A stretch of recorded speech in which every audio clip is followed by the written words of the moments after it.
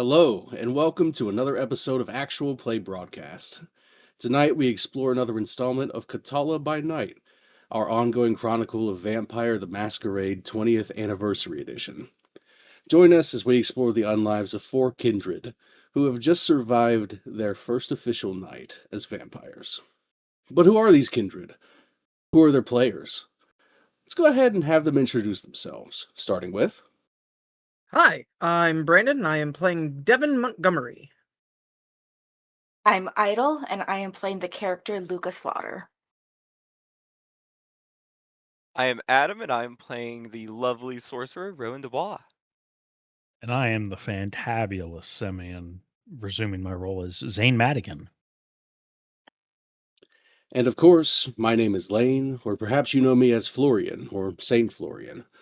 I shall be your storyteller, as we navigate the dangerous streets of Katalla.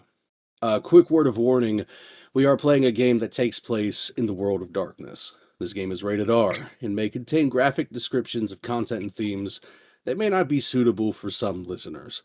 Listener discretion is advised.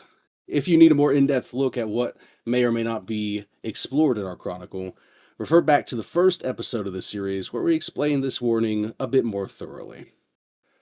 With that said, who remembers what happened last time? Who wants to give me a recap? Brandon. I know what you want.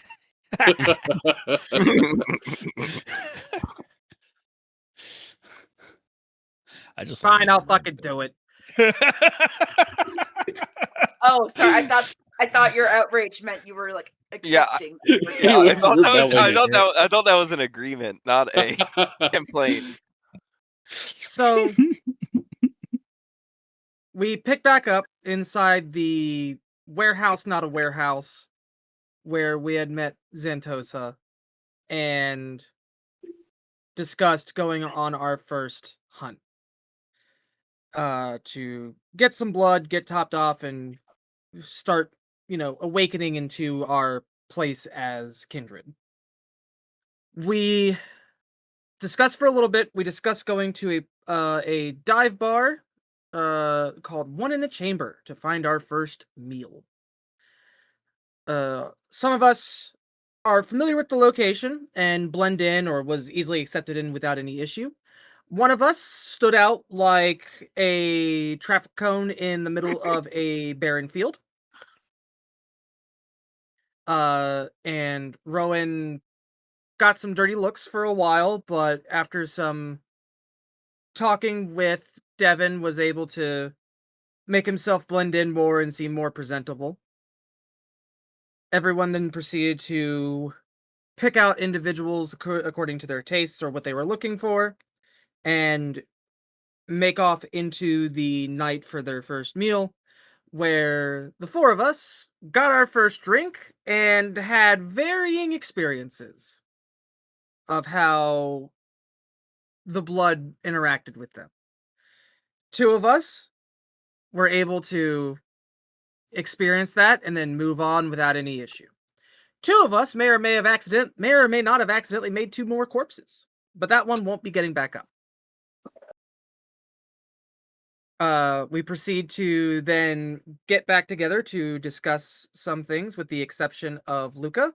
Luca decided that she wanted to play tag, or hide and seek, or whatever you want to refer to it as, and met another kindred, Sid, and began just gallivanting through the night together while we tracked them down. We tracked them down, and Zane was able to coerce Luca into the car, into the van, and Sid just kind of jumped in because they were along for the ride, I guess. After some discussing with them on who we are and who they were, and getting some more information about potentially our lot in life and where we are and what our abilities could or could not be, or who our sires could or could not be, we started to get tired as the sun started to come up.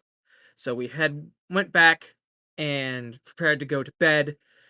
But before everyone could go to sleep, there was a fight over a cot. which I could only best describe as two siblings fighting to have the top bunk, and eventually one of them was kicked off. Yeah. Sounds about right. Yeah. And then we were pulled into a void that probably scared the shit out of us the first time, and that is our quote-unquote sleep. All right. That about sums up what happened last time we visited our wonderful group of kindred. But let's see what they're up to now. If there's nothing else.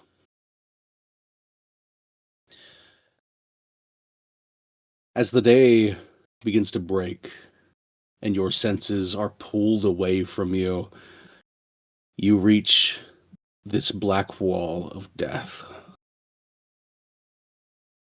It's nothing. Pure sensory deprivation, complete and total oblivion.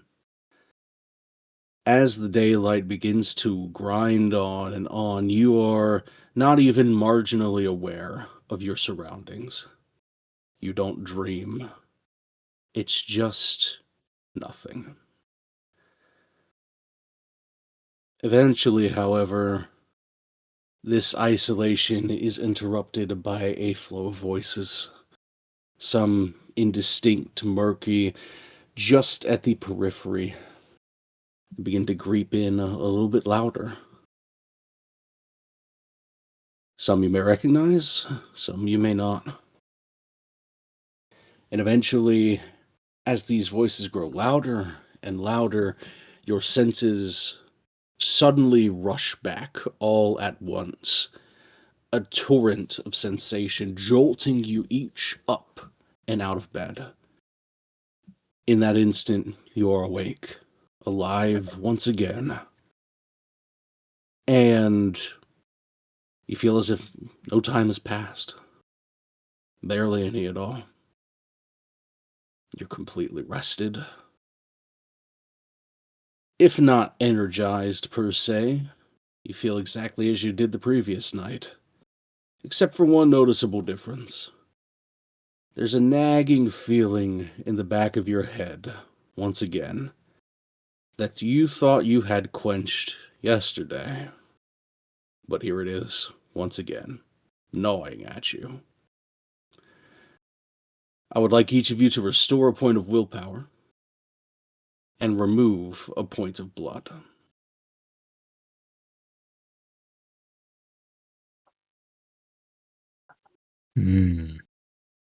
Hungry. Do we still hear the voices around us? No.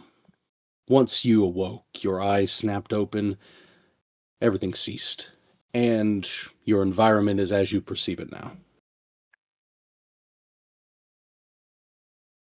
That was trippy. Oh, Uh, Did anyone else hear the voices?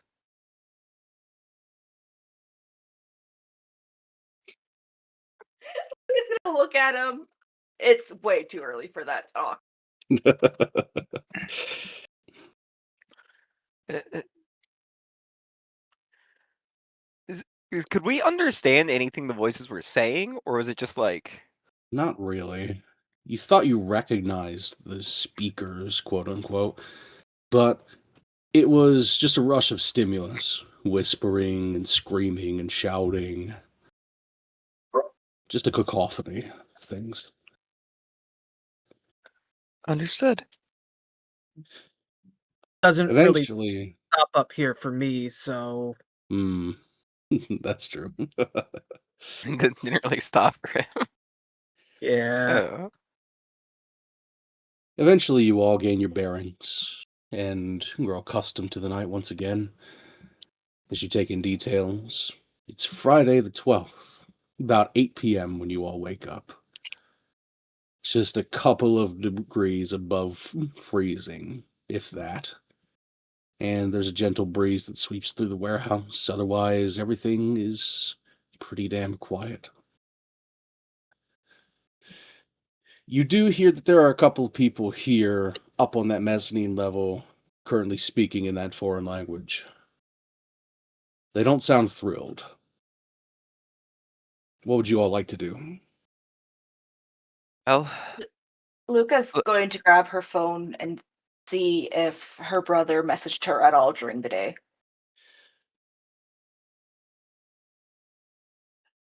So, yes, there are a couple of messages, but more so there is a flood of calls that have been coming through from both your brother and your mother.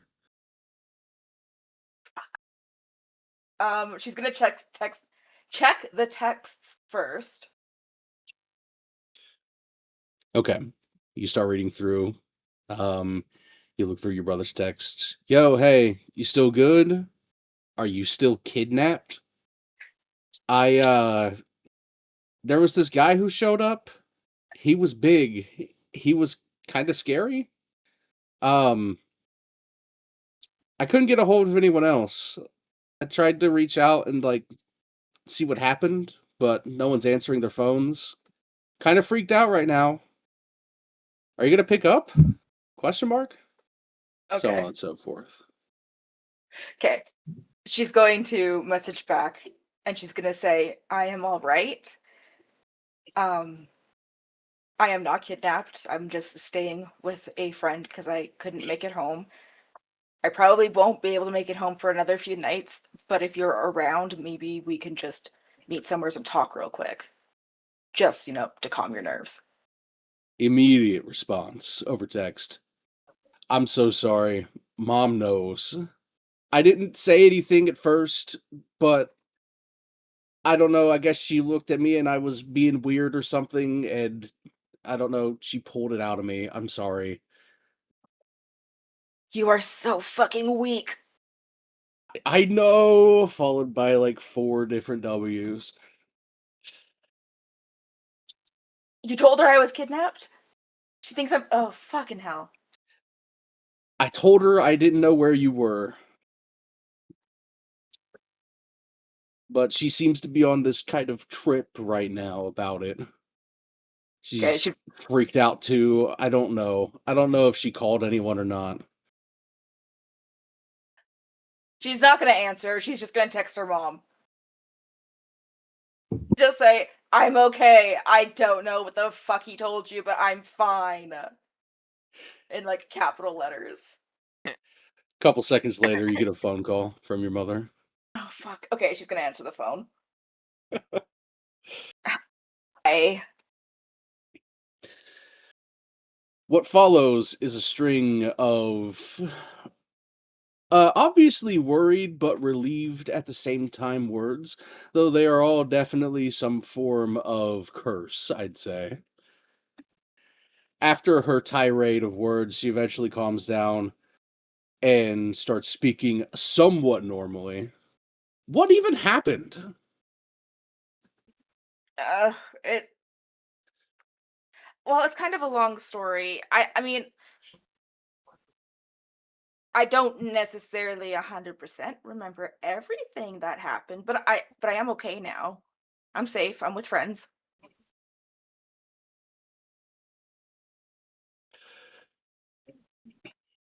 There's a long stretch of silence.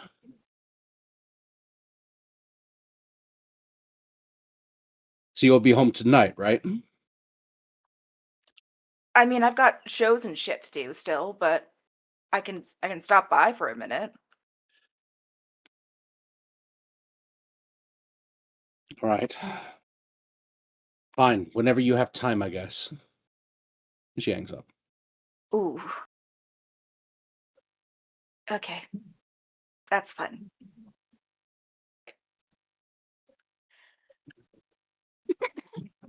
At She's just least they gonna know you're safe?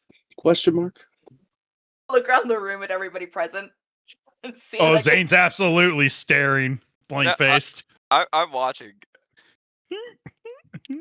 Is trying not to stare, but obviously trying not to stare. I'm not I staring, but I'm clearly like watching and listening in. I have to go make sure my mom knows I'm not dead tonight. So That's likely between you and the people that threaten to kill us if we leave. yeah. We can help support you on that, because it does sound important to you. Well, I mean, I'd really rather my mom doesn't freak out and call the cops because I've been missing. So, that'd be The, l- great. the last thing we would need is a police report. Uh-huh. Yep. Um, Uh, What are they going to do? Not have the time to look for us? hey, I mean, fair enough, but still, I don't think everyone else involved in this is going to be particularly okay just leaving, even if the cops don't do shit about it. But if they start investigating, they could find out more about us, which Please. I don't like the idea of. People go missing in the Otherwise, city every day. and also, you are an adult. You've been gone 2 days? Not even. It's been maybe a little Not over even. 24 hours. That's not. If she tells the cops that, they're going to tell her. I'm an adult and I can go missing if I want to. Exactly. They're basically going to tell her to fuck off. I guess, but I would really just rather she thought I was okay,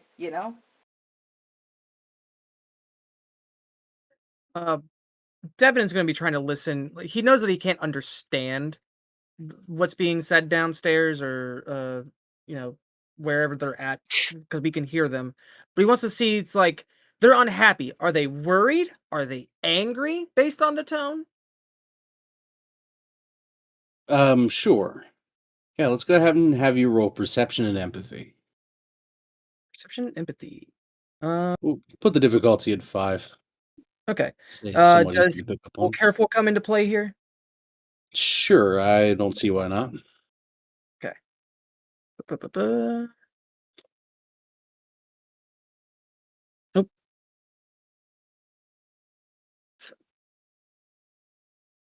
That is 7. Difficulty 5. Wow. Okay. Very many successes on that. That's crazy. They sound weary. They sound low, gravelly, and as if they are struggling to force the words out. You're noticing as well in between some of their words, there's a sharp inhale, as if wincing in pain. I'm gonna. Sorry. Devin's gonna get up and make his way towards that because as delightful as the family drama thing is, the people watching over us need to be assessed. And All right. So you break away from the group and Yep. climb up to the mezzanine here. You could see on those chairs and couches that are scattered up here, there's a number of men here in similar dress to Xantosa himself, tracksuits, athletic gear. Um, some of them, including Xantosa, are fucked up. They've been pretty thoroughly beaten. Bruises, cuts, broken bones, twisting in odd directions. Some of them have been hurt so badly that they're not even conscious. Xantosa? He looks to you for a moment, one of his eyes completely swollen shut. He gives an open mouth smile, showing a bunch of his missing teeth. Ah, so you're awake. How was your sleep? Was it good? Better than what looks like you've been doing. I would say so. Ah. What happened? He struggles to stand, stretches a bit. We had some visitors show up in the daytime for me.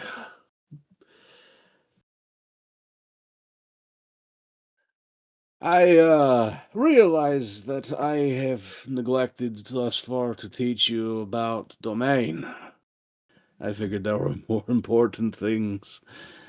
But some of those from Pharaoh Haven showed up and congratulated us on cleaning up your mess so efficiently. They thought it was such an impressive job they only beat us within an inch of our lives, instead of taking them. Well, for some of us, anyway. I see. So this is the fault of me and Rowan. Not entirely. No. The fact that we operated in someone's domain without permission anyway is on me. I see. Yeah, don't take it personally. These things happen. Is this area within a domain that you're allowed to operate in? The wharf? Well, that is why I'm here. Why I brought you here in the first place. Stowburn is a place called the Rack. It is where everyone can go feed if they wish. No one rules it. I see.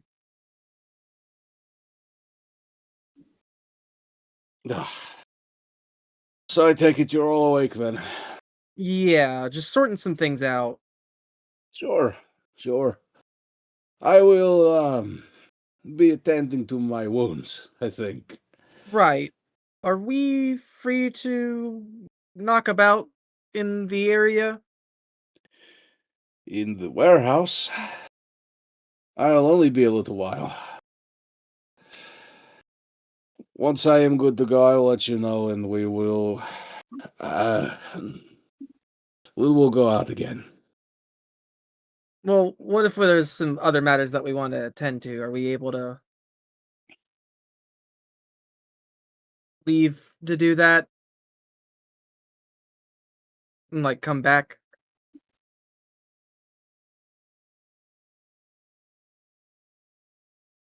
There's a part of him that looks like he wants to say more than what he's letting on, but his jaw clenches and he eventually nods. I would not recommend going more than a few blocks from here. Gotcha. Well, you take care of yourself. If you can, drink some liquor. It will numb the pain. I can't do it anymore, so drink some extra for me. I like the way you think. He says something to one of his men who nods, stands up himself. He's a little bit less battered and starts moving around the space. Zentosa begins to limp towards the bathroom. Okay. Devin is going to excuse himself and go back to where everyone else is. Okay.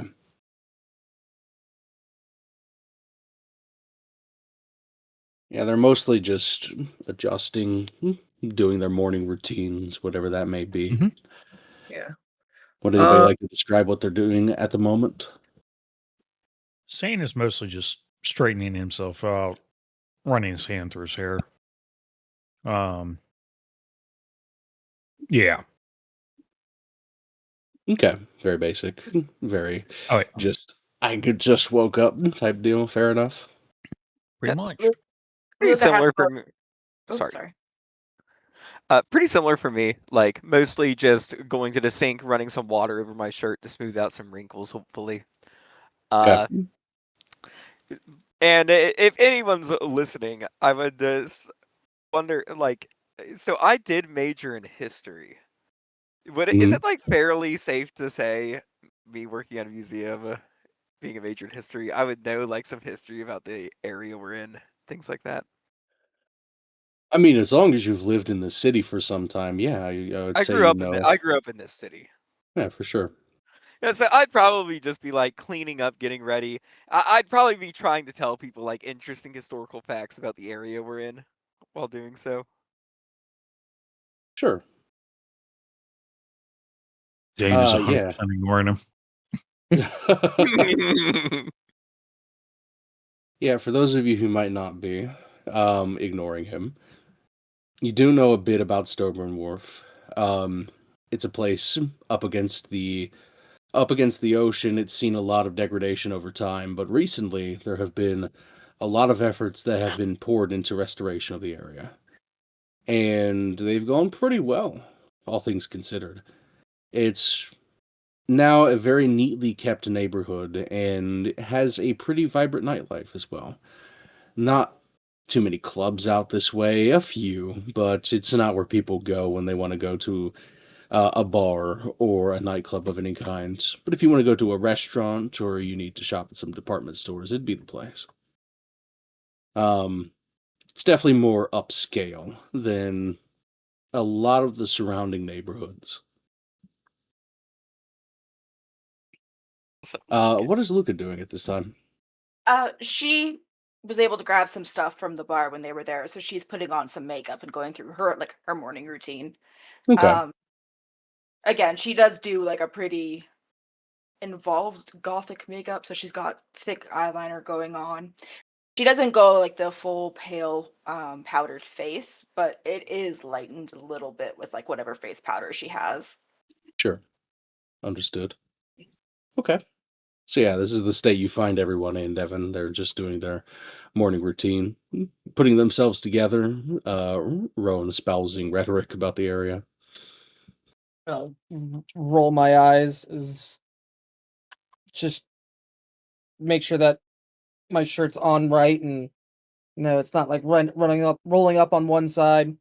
So Zantoza and his guys got roughed up, by the way. By who? Apparently, thing that we were neglected to be told about was domains, and apparently Pharaoh Haven's domain controller wasn't happy that we were knocking about feeding in their area, so he got punished for it. And I'll kind of look over at you, Devin, and say, does this have to do with us specifically? I mean, all four of us went M- into Me, apparently I I more get meant what you me were and you. getting at. I asked, and he said that either way he was going to be in trouble because he wasn't supposed to take us there. Sure, we made the beating worse. He mentioned the fact that, because they did a good job disposing of it, they only got beaten within an inch of their life. So, yeah, don't try not to dwell on it. I wasn't going to tell you that way you didn't dwell on it because I don't want to hear you dwell on it, but we're here. Um, but as for whether or not we can, run off and do whatever, gave a strong recommendation that we don't go more than a couple of blocks from here. He's gonna freshen himself up and make himself look presentable, I imagine. And then I think he said we'll head out again, probably to hunt. And he said there was a neutral territory that we would be able to go into that no one controls, so no one has an issue with feeding. So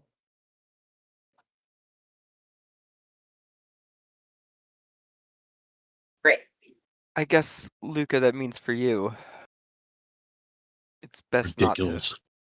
see your mother at this time. Great. That's gonna go over so well. I mean, would you rather her be angry at you or draw enemies towards her? I mean, the obvious answer is obvious. I'm still not happy about it. No, I understand. Well, to an extent.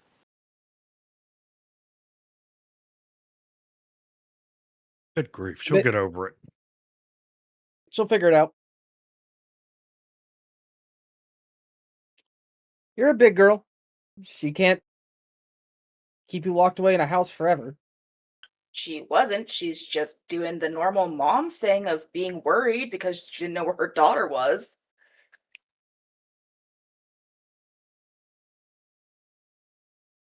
Didn't really have that experience. Huh. I haven't talked to my foster mom in 7 years. Jesus Jesus. Christ. Nobody cares. All right, what are we doing? Well, if we're just gonna continue this pattern, we're waiting on Zentosa to be ready. That way we can go back out. Because, But yeah. beyond that, we're trying, make a good impression, per my understanding. Any recommendations on how we can make a good impression with the thing that we barely understand? By doing what they want us to do? By not, I don't know, leaving messes? Like unnecessarily killing people, for example? Just off the Yeah. top of my head. Yeah. Also, making sure this Xantosa guy doesn't inadvertently try to fuck us over again by happening to leave out apparently important information. Yeah, that's gonna be a thing that we talk about here in a minute.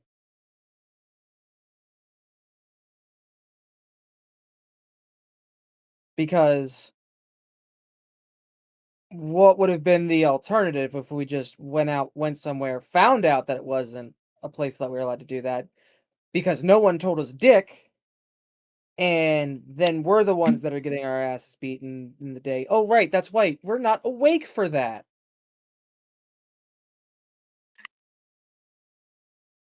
Hence why we're going to handle this.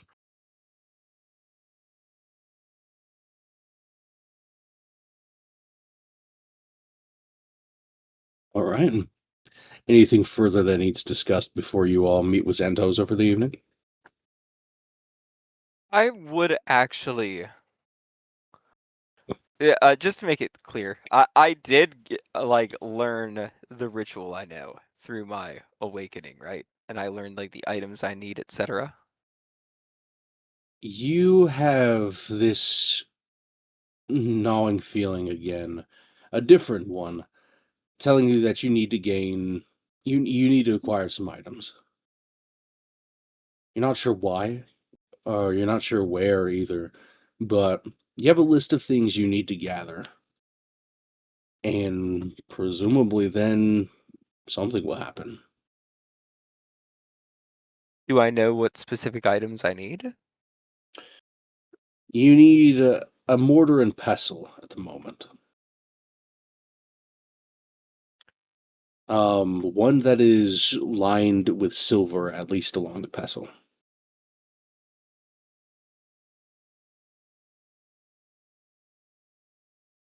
Oddly specific, but okay.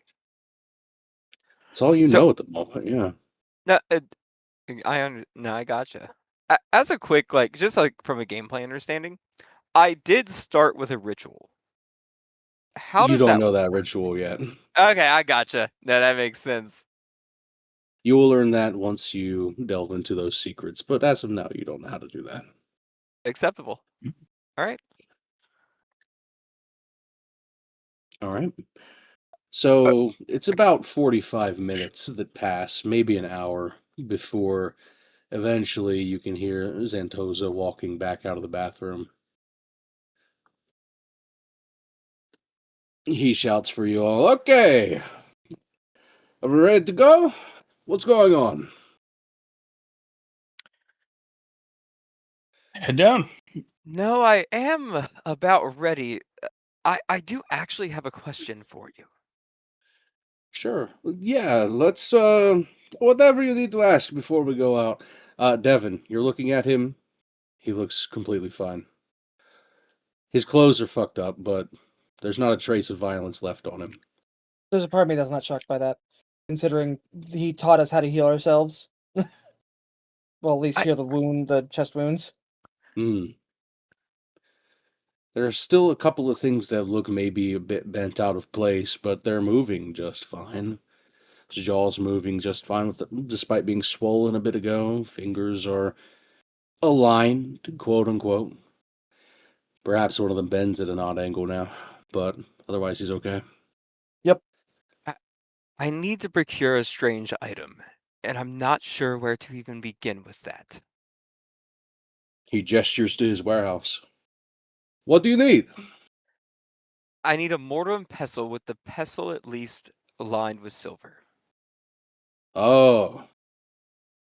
He squints for a moment, looks you up and down. Okay. I don't know if I can help you with that specifically. Why do you need this thing? I just need it. It was part of my awakening, you could say. My first feeding. Right. About that. This is an item I need. Huh. Well, okay. Keep that in mind. You have something to say, Devin? Right. We need to have a conversation about this domain thing.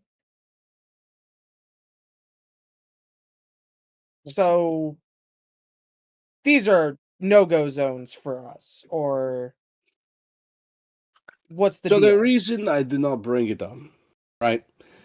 I was prioritizing you controlling yourself first. There are things you need to know about how you operate before looking outward, per se. Domains, since it's come up, they are the areas that are operated by the barons of the city. They're little kingdoms, let's say, where they all have their own operating rules. There is one rule that everyone follows, no matter where you are. Don't expose yourself. But beyond that, depending on where you're standing, if you're in a barony, you obey that baron's rules. The unfortunate thing is, they're not inclined to tell you what those rules are until you break them. Are you saying we've infuriated a baron? No, he's saying we made best friends with a baron. Well, clearly we're not friends with them, but I want to understand how egregious. Well, they're clearly Our not happy. They insult sent a was. fucking message by showing up and beating him. They didn't. And his crew. They didn't attack us. That's the message.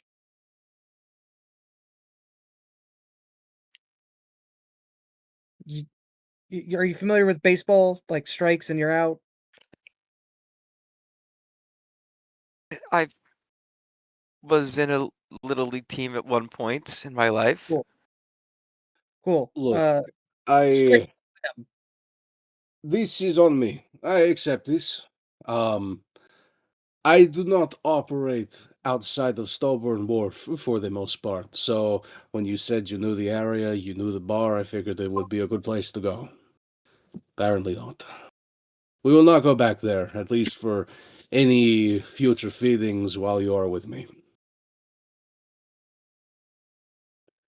If we need to feed, which you will eventually, we could stay right here in the rack. No worries about people coming to attack us in the day. Huh? That sounds nice, and I would not want to invite any further harm on you. Ah, You've been a great help to us. sure. Sure. More help than anyone else has been. I kind of laugh at that. Is there any more information that we should know that would obviously get us beaten within an inch of our life or worse?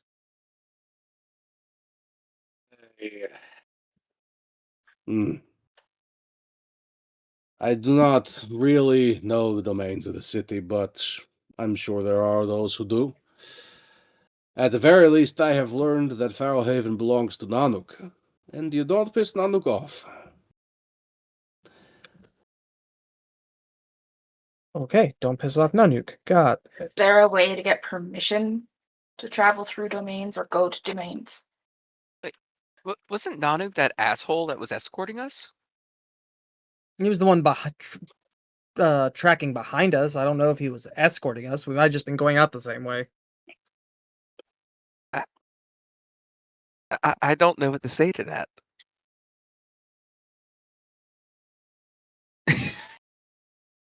So, your question. There is a way, sure. You may learn a bit more.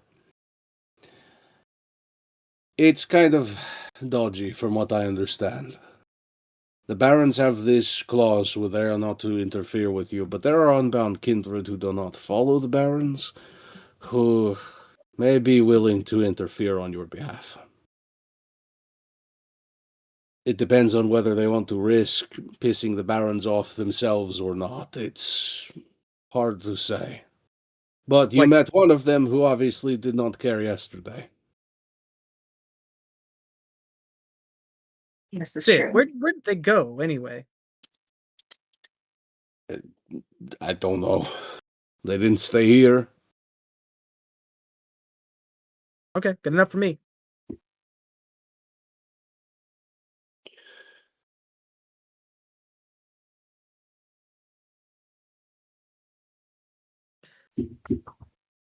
But What do we So- have to do to actually get these assholes off of our backs for proving ourselves?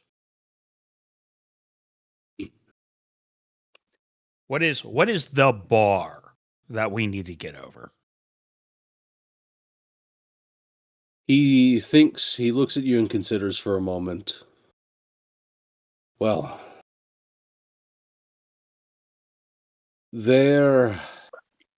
I was hoping to guide you through the steps of understanding what you are as best I can first.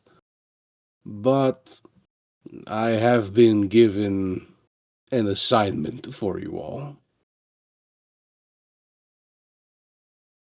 Great. Because this seems a little early, like putting the cart before the horse, you could say. It They gets us don't some measure of care. freedom. They're not in this type of society, if that's what you want to call it. They don't care about it being a good setup or rational. You either do or die.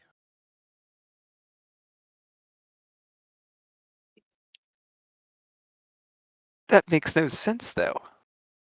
Think But about that- it like gangs or the cartel or whatever. That's effectively what's going on here. Sure, it's certainly different in some ways, but I mean, we woke up in rooms hooked up with flamethrowers. They were ready to torch us all right there just because. Just because we exist. And yeah, they are throwing us to the wolves now to prove ourselves. Hmm. No, it's not fair. No, it's not reasonable or rational, but they don't care. They have no reason to care. We're worthless to them. And I guess it's time for us to prove our worth. If you think that is best. There are still some things I would like for you to learn first, but Do we have time? as far as I am aware, they have not given me a deadline as of yet. It may be coming. They like to host rants every now and again. I would imagine that if a deadline existed, it would be before the next rant. Okay, what is a rant? This is some kind of fucking meeting, I guess.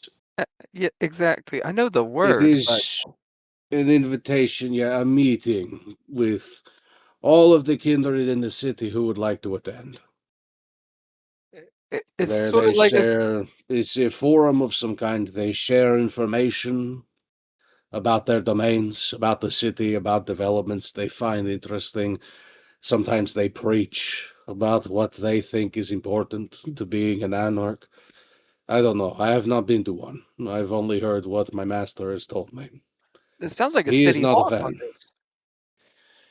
Yeah, I guess, sure. And they're Sort of. terrible. And they're terrible. okay. Stay on topic, Rowan. Okay, you said the word anarch. I did, yes. Okay. So that sticks out for a couple reasons, but these rants, they're public forums, public meetings. So if you imagine there was a deadline, it's before the next rant. Do you know when that is, or is this a fuck it, we ball, do it whenever? Typically, they are held on the 13th of each month, Checks phone, what day is it? September 12th.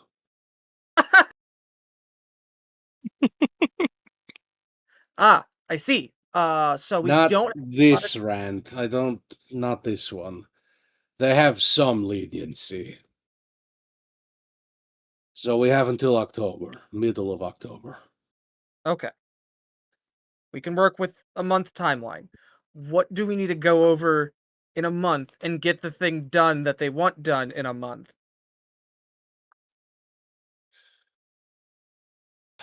All right. A checklist of things. You need to learn to control the beast. You need to learn what can kill you and what can't. You need to learn about building Haven. You need to learn about your powers, your clan. And along the way, we pick up what we can learn about the city and its domains. Once we have an understanding of what you are and how you work, then we can begin in earnest. How the fuck are we supposed to learn about this clan shit when whoever made us isn't here? Apparently, the only person helping us out is you because you were told to. So, how are we supposed to learn about clan? He looks to Rowan for a moment. There are ways.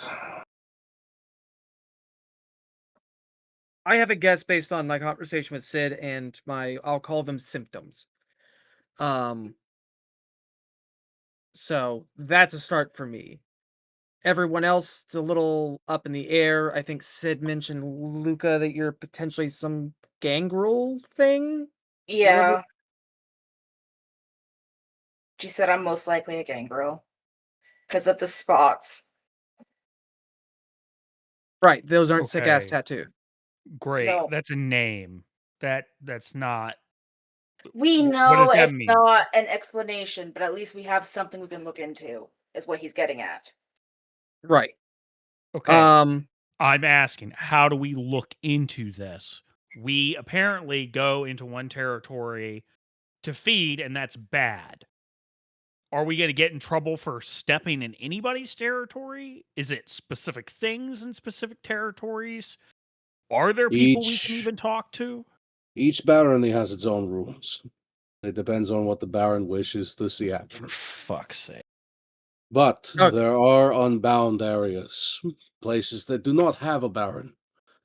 Places where those who have not sworn fealty to a gang live in the city. There are a few who exist. I do not deal with them directly. I've heard names. My master is one of them. If you really want to get the jump start on things, I could see about maybe talking to my master, seeing what I can learn, seeing if we can get this ball rolling. I would appreciate that, because I'm not sure who would carry what I need. Yes, your all important shopping list. yeah. Look, It I is an want to get this. incredibly Sure. important shopping I'm list. I'm sure it is. Look, I want to hit this hard and fast. Okay. Yeah. If we need to prove that like we're not better off being killed, I don't want to be scraping in the finish line at the last fucking minute. I want this done as soon as possible. I want it out of the question whether or not we can, take care of our own shit.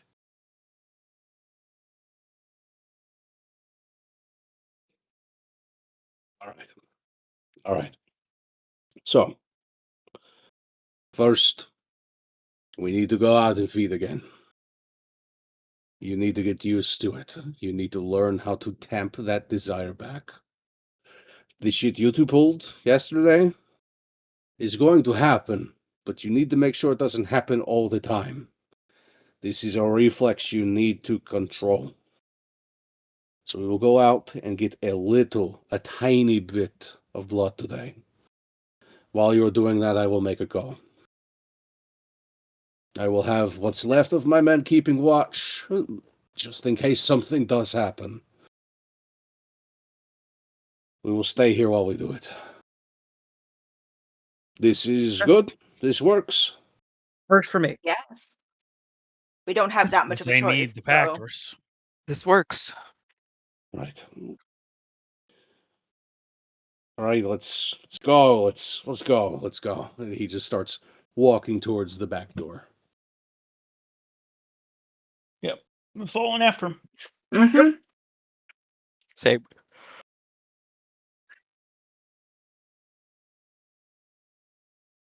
He gets into the van, doesn't really say much, just turns on the radio and waits for you all to pile in. What music does he Burrs. listen to? Luca. Talk shows, a local radio host and such. Luga jumps into the passenger seat this time. Uh-huh. Just before Zane can do so himself, yes. Mm-hmm. That's fine. I want to go to the back. Cool kid sit in the back of the bus. I'll sit in the back this time. Don't fucking touch me. Why would I want to? I don't know. You all I like- begin to peel out of the parking lot behind the building, and you can hear the voice of the radio host just begin to drone on. Good evening, ladies and gentlemen, and welcome back to another late night with your host, Opry. Let's go over the news this evening. And begins to drone on some stories about local crime increasing in the expected areas, a lot of the projects up north, the slums to the edges of the city. Reports of increased gang activity, violence, gunshots, so on. As you're peeling through the night, Devin, you're listening somewhat casually to the radio. It begins another story. Let's see. In other news here, it seems that 4 local kindred have just survived their first night on the town, and from what I understand, it didn't go exactly according to plan, did it, Devin? I will look to see if anyone else reacts to the radio. Not apparently. He's going to say to himself, but not out loud, it didn't go to plan at all. Oh, I mean, that's okay. These things happen, my friend. I They mean, make we've it all not been happen. through it, I think, at some point, you know. You make a little slip up and it turns into a big old thing, and then you just don't know how to conduct yourself afterwards. I mean, we've all been there. Each and every one of us. We all had to learn it our first night or so. Mm-hmm. Important thing Mhm. is you're still, well, I was going to say breathing, but you're still upright. Still got that blood pumping inside you, so I think you're doing all right. Now, it seems that you're in a bit of a situation at the moment. I mean, you're stuck with this group of random people you don't know, suffering the same curse you are, just in different degrees, and what, you got this half-breed thing driving you around? I mean, I wouldn't want to be in your shoes. I mean, I had it rough when I was, first coming around as a fledgling myself, but man, What are you gonna do about it? And who exactly are you? Oh, come on, haven't you been listening? I introduced myself already. My name is Opry. I'm a kindred just like you. You're talking to me through a radio. Maybe, maybe not. What's important is that someone is, and you're clearly listening, so. I'm going insane. I'm actually losing my mind. Oh, I wouldn't say that. You already went insane. Don't worry. Good. Happens to the best of us. What's important is that you, Devin, realize that you are not as alone in this situation as others may have made it out to be. You are in a very unique position. You have friends. Okay. I will look around in my cohort. No one's reacting. Not at all. They're talking amongst themselves, maybe, otherwise sitting in silence, but no one's apparently hearing a damn thing that's happening. I'm more talking at Zane. Yeah, that makes sense. Zane's just looking out the window. He's not even pretending to be listening. There's no, yeah, wow, great. There's none of that. Just deadpan silence staring out the window. All right, little voice in my head or in the radio or whatever the fuck. You'll have to forgive me if I'm not exactly trusting of this situation. Not talking to That's you face to a face. that's a healthy instinct, I'd say. It may not seem like it, or maybe it does, depending on how in tune you are, but there are a number of fangs out there chomping at the bit, waiting to sink themselves into you. And that's going to be the status quo, unfortunately, my friend. You're just going to have to get used to that sort of thing. But, for what it's worth, we're on your side with this one. And who's we? Well, all of us. Each and every one of us lunatics that have been through the same exact thing you're sitting through right now. Malkavian, huh? No, so you've heard the word already. I have. Hmm. Little vagrant rat told me about it. See, there is a special connection for members of each clan. They all get their own special little toys that they'll figure out in time, but ours lets us talk. When need be, anyway. And right now, I mean, you need it, so here we are. Okay, sure. This makes as much sense as everything else has the past 24 hours. The unfortunate thing is, the only Malkavians of the city have sworn themselves to someone or other, so you're a little bit SOL there. But Oh, there are those who exist on the fringes a bit who are a little more willing to help.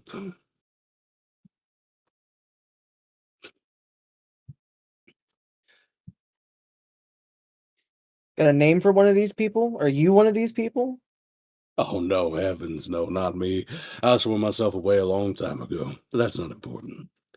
If you're looking for someone, you could follow the half-breed that's leading you around right now. I mean, that's viable enough, I guess. Granted, his master's not going to be a fan of Sir Talks-a-Lot over there, so keep that in mind. There So, are, and I mean really not a fan, like, he needs to watch his mouth. oh god. I'm currently going on about how the invention of the automobile impacted society in the city. I'm afraid if he watched his own mouth, he would be transfixed by it. So Santosa's master not a big fan of him in particular, or Him and his old situation. Don't worry, you'll learn more about that later on. Oh. Whatever it is. But there are others who are waiting to meet you. I mean, one of them already did meet you. Could follow up on their end, perhaps. Yep. Yep. If you're feeling brave, you could go back to Nanook's side of town. There's a scholar over there, one we've had plenty of conversations with over the years. He's not exactly in the same position as you and I, but he's a friend. And trust me, you'll know him when you see him. Ain't too many 9-foot tall motherfuckers walking around, am I right? Oh, not typically. Right. Just look in the spaces between the folds in the trees. You'll find him. Now, I do believe I've taken up enough of your time tonight, Devin, and I do have to try to predict this weather, so I'm gonna get into that now. Catch you later. Oh, alrighty. And then it just goes into the weather.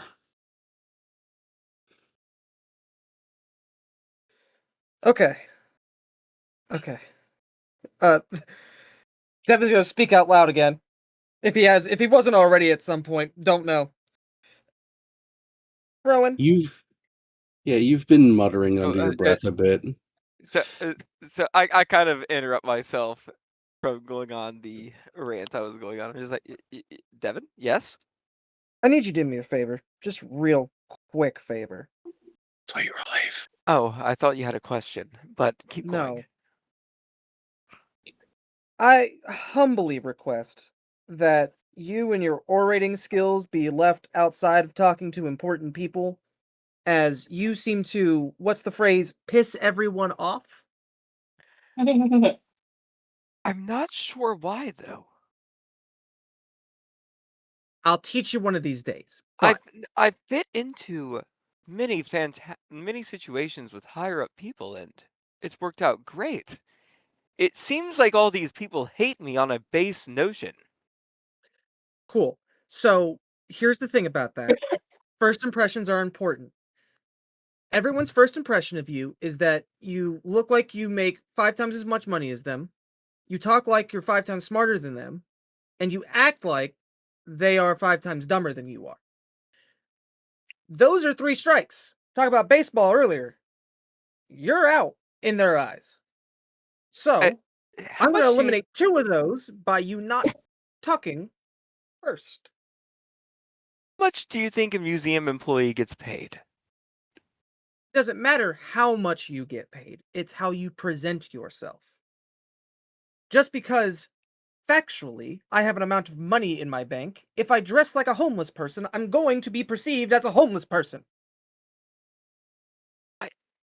It's not like I'm wearing like name brand suits or things like that. You should take a moment. Look around this Wearing car. formal wear casually. You could buy my outfit, my general outfits for $120. Not the That's fucking point. not the point, and I'm not willing to spend that amount of money on that. I need clothes so that I'm not hanging dong. That's it. And because it fucking gets cold, but I don't have to worry about that anymore. Apparently. Well, one Well, benefit I will take. the cold would have helped so- with hanging dong. I'm going to kill you. I swear. This entire interaction that we're having right now, I present to you Exhibit A of why you should not be the one to talk, and you should do your best when meeting new people to just let them see you and not hear you. Savvy? There is so much to say, Devin. I But you know you will have say literally it been eventually. you have been sitting in that corner muttering to yourself. for the Yes, past few I'm losing minutes. my mind over here because you've been talking about the history of automobiles. I heard no mention of vehicles when I did catch a word or two. I'm losing my marbles over here. But what does it matter what I'm listening to you talk and I'm going to go ballistic. No, where did this come from? Me! My words! Listening to you for the past we're working on 24 hours now? How does this work when we're asleep for the majority of the day? It depends on the time of year, I assume. Since dawn break Okay, and point sunset. is flying over your head right now. I need you to focus, okay? Focus. Your debate is rudely interrupted by the scent of overly thick brine and slightly rotting meat hitting your noses. Look. What is that? I actually gag. And it's here, unfortunately, that Santosa throws the van into park and begins to shut the van off.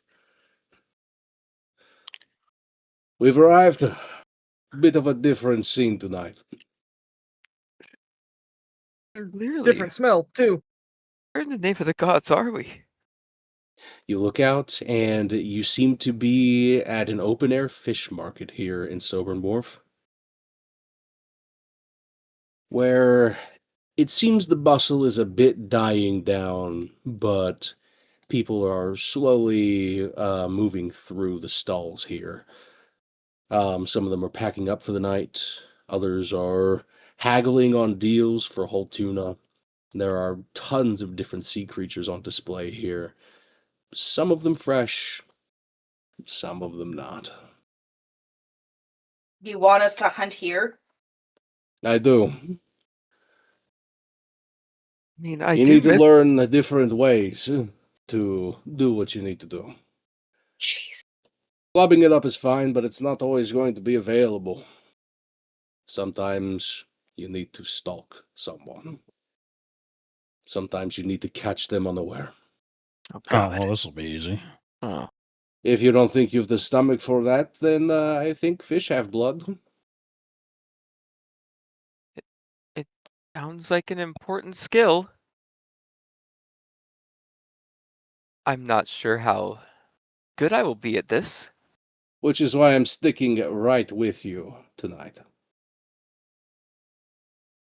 Devin, there will be a couple of my men nearby as well. We have eyes on the most of the market here, but do what you have to do. We will meet here in an hour's time. Yeah, make it a half hour. This will be a little bit quicker, I think. All right.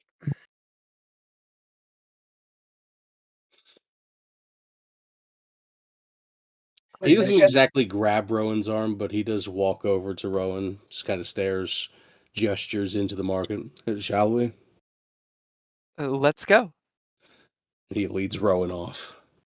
A couple of men park. You recognize them from the warehouse, Devin. They give you a nod and begin to walk into the market themselves. The two of you, Luca and Zane, don't see anybody else with you at the moment. You're left to your own devices. Yeah, Zane watches the other two leave with Santosa and the other goons, and we'll look over at Luca for a quiet moment before you run off. yeah. I don't necessarily like you, but so far you've at least seemed competent. Oh, gee, thanks. You're welcome. Look, I don't know how all this is going to play out, obviously. But needless to say, those two are the heaviest weights in all this. All I'm saying is, push come to shove, if it comes down to it, maybe the dead weight needs to be cut off.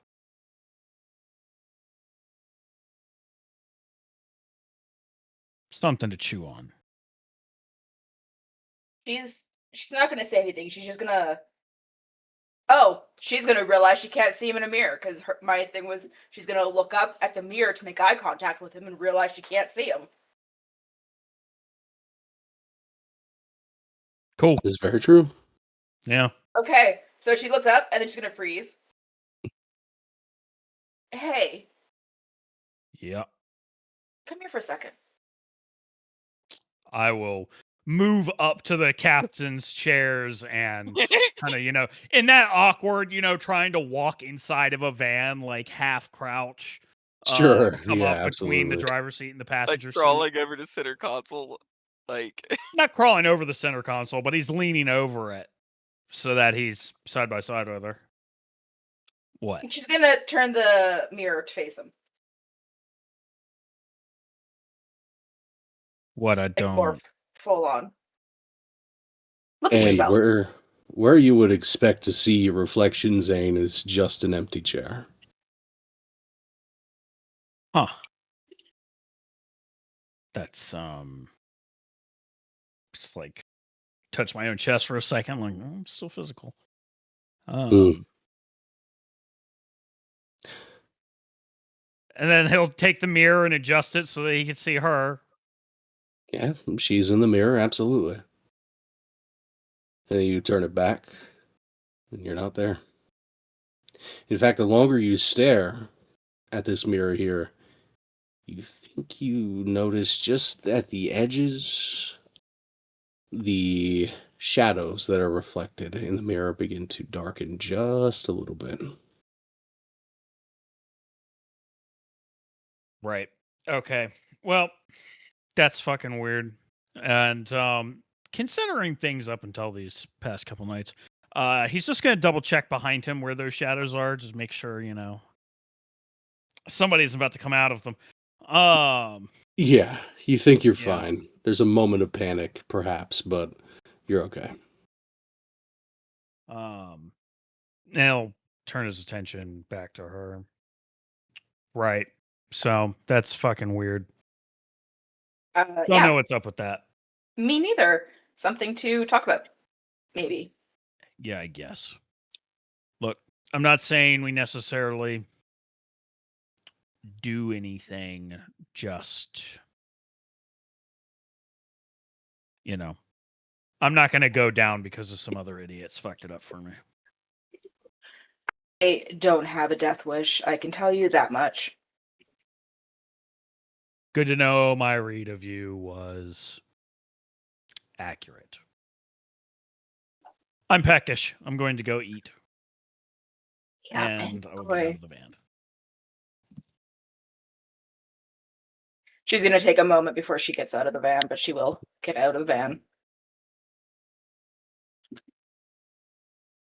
All right. So eventually you all make your way into the market. What is your strategy here for hunting today? Start with Devin. So you said there are Um, people that are. Oops, sorry. No, you're fine. There are people with you. They aren't bodyguard, like linked up arms with you or anything, but they're around. You can see they're trying to blend in, haggling over the price of some fish, looking confused at some of the stranger specimens here. But every now and again, they shoot you a look, give you a nod just in case, make sure you're all right, and then go back to what they were doing. You said there were people that were packing up, right? Yeah, there are people leaving for the night. As Devin is not the most stealthy of people, he's going to try a different approach. He is going to approach one of the people that are like mid packing up, getting their stuff put away. Obviously, a lot of things to carry. Need some help with that? Looks up, gives you an up and down nod. It's like, yeah, man. Yeah, just take the side of this box over here for me. Yeah. How far we have to go with this? Just that truck back there, man.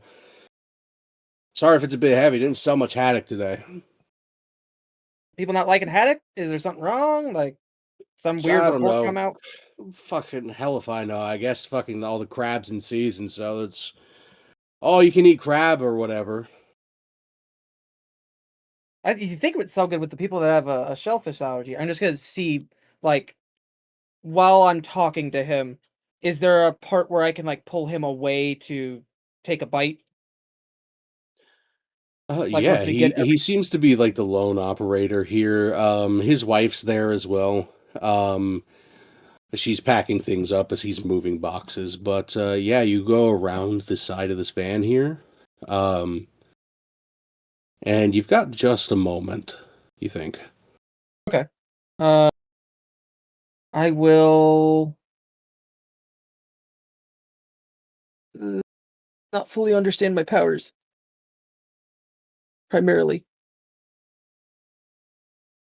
Yeah. The only inkling you've got so far is that your senses are a little bit better than normal, and sometimes the radio guy talks to you. Yeah, yeah, that's great. Um,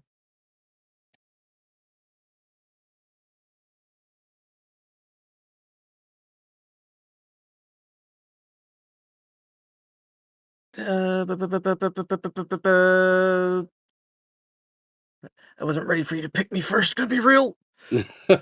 Would you like me to come back to you, give you a chance to think about it? I just need to read over a few things. Sure, no problem. We'll just go down the list then, I believe. Um we'll come back to you in a moment. We'll cut over to Luca. Okay, fish market's not really Luca's scene. Not So at all. she's looking around here like, Jesus, what am I gonna do? At all these like people filtering in and out, getting ready to go for the day. Um hmm.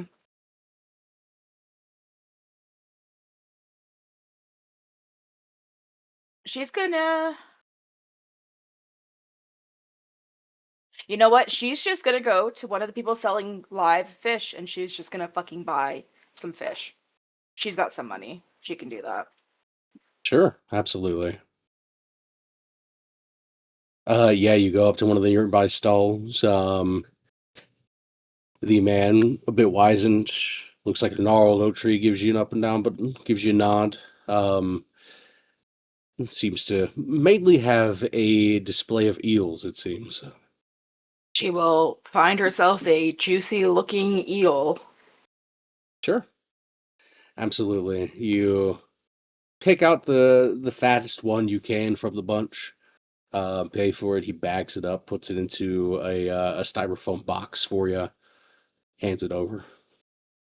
And it She seems takes it. like that's the last sale he wants to make for the night. He gives you a nod, gives a bit of a dry exhale, and just immediately goes in to start packing up for the night. Alright, she takes it and she's gonna go like probably where someone's already left for the day, kind of like hide in their little alcove. And she's Sure. going to fucking drink an eel. Hmm. Remember yesterday where you tasted blood for the first time, and it was the most ecstatic, amazing, joyous experience you had ever felt before. Yeah. The zenith of your life experience, this is the opposite. Yeah. You bite into this cold, wriggling fish and take a drink of it, and it is repugnant. Everything around you goes cold, and that gnawing feeling in the back of your head begins to spin. Yeah. You have to do everything you can. In fact, let's go ahead and have you roll stamina to see if you can even keep it down. Okay. Just pure stamina. Yeah, I would say so.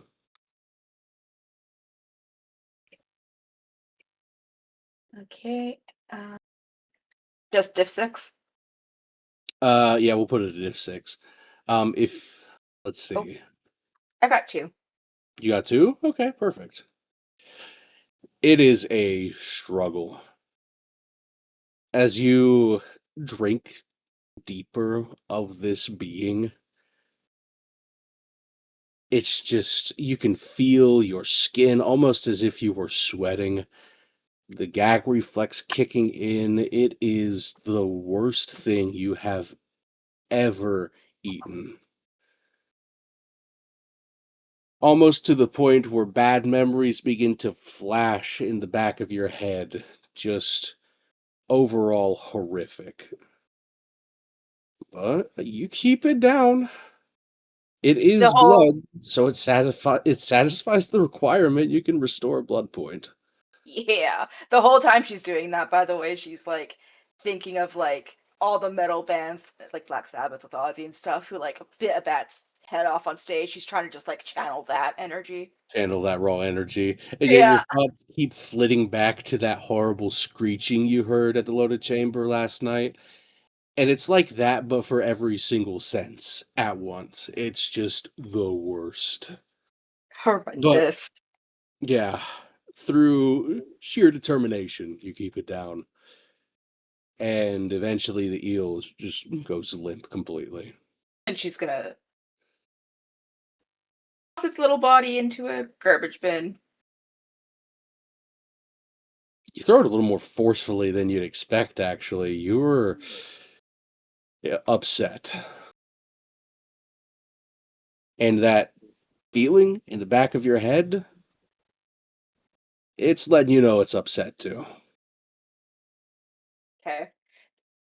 So she's at least eaten a little something.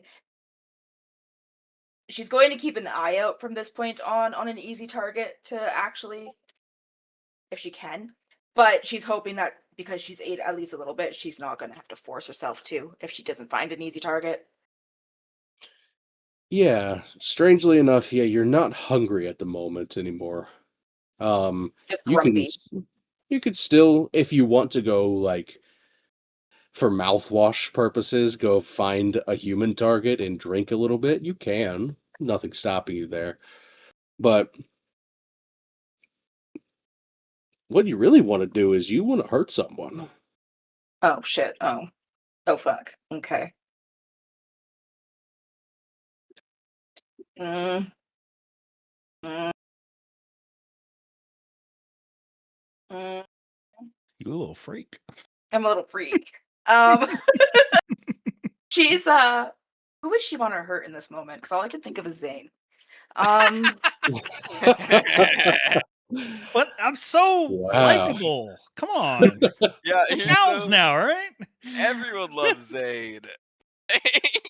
It's Oh, just I a guess Most of she you. show. you know Everybody what? loves him. She could actually punch Rowan too. That'd be That's true. Your mind keeps very flitting back to powerful. that fish, though. I mean, how dare those things even exist in your sphere? Fucking eels. You just kind of want to rip one of them apart for some. You don't know why you're feeling so angry. Can she go grab the eel out of the garbage and Yeah, mush it around a bit like a sure. crazy person? Try and take out her anger on this fucking corpse. Absolutely. You Yeah. take a couple of steps back towards the market and then whirl around on your heel, and you just begin to tear into that can. You start to just kind of reach in and reach for the eel, but you don't have the patience. You just start tearing through the can Fuck. and make a God damn it. mess. Okay. Like a raccoon looking mess or can I Yeah, blame this on a pretty raccoon? much. Yeah. Okay. There are a couple of people giving you a strange look as they pass by, but no one's really gonna say anything. Eventually, you feel like you can catch your breath, so to speak, and the angry part of you dies down a bit. In the back of your head, it's gone. You're still irritated, but you don't feel like you have to hurt anything. Okay. Well, now she's gonna stomp off and You know what? She's actually just gonna go back to the van because now she smells like garbage. Fair Just- enough. Just stank up the van. Yep. Yeah, well, it's not like it's worse than where you woke up first night, so. Yeah, good point. Let's see. Devin, have you had enough time to think of what you'd like to do, or should we continue Yeah, that no, list? I'm good. Okay, so what are you doing? I'm gonna catch him unawares, and just because. Well, let me ask this: from our first night, how long did it take for us to like get a good drink? Like, I know that we got lost in the sauce at one point, but it's not like a 30-minute process. You specifically don't know because you drained your victim dry. Joy. Well, we get to find out. Okay. So, Like, he Th- turns his back to put something in the van, and I'm just gonna grab him. exactly, yep. You set your end of the haddock bin into the van. He leans in to push it in, and you take your moment. Yeah, go ahead and let's have you roll.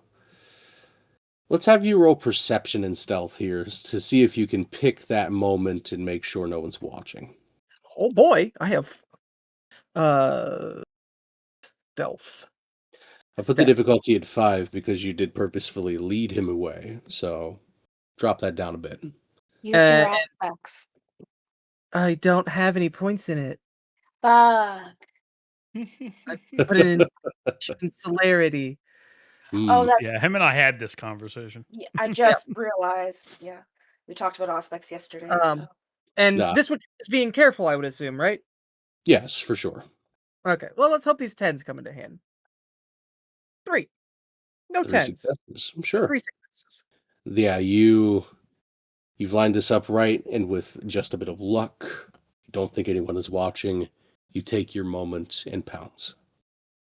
And yeah, he's caught unawares.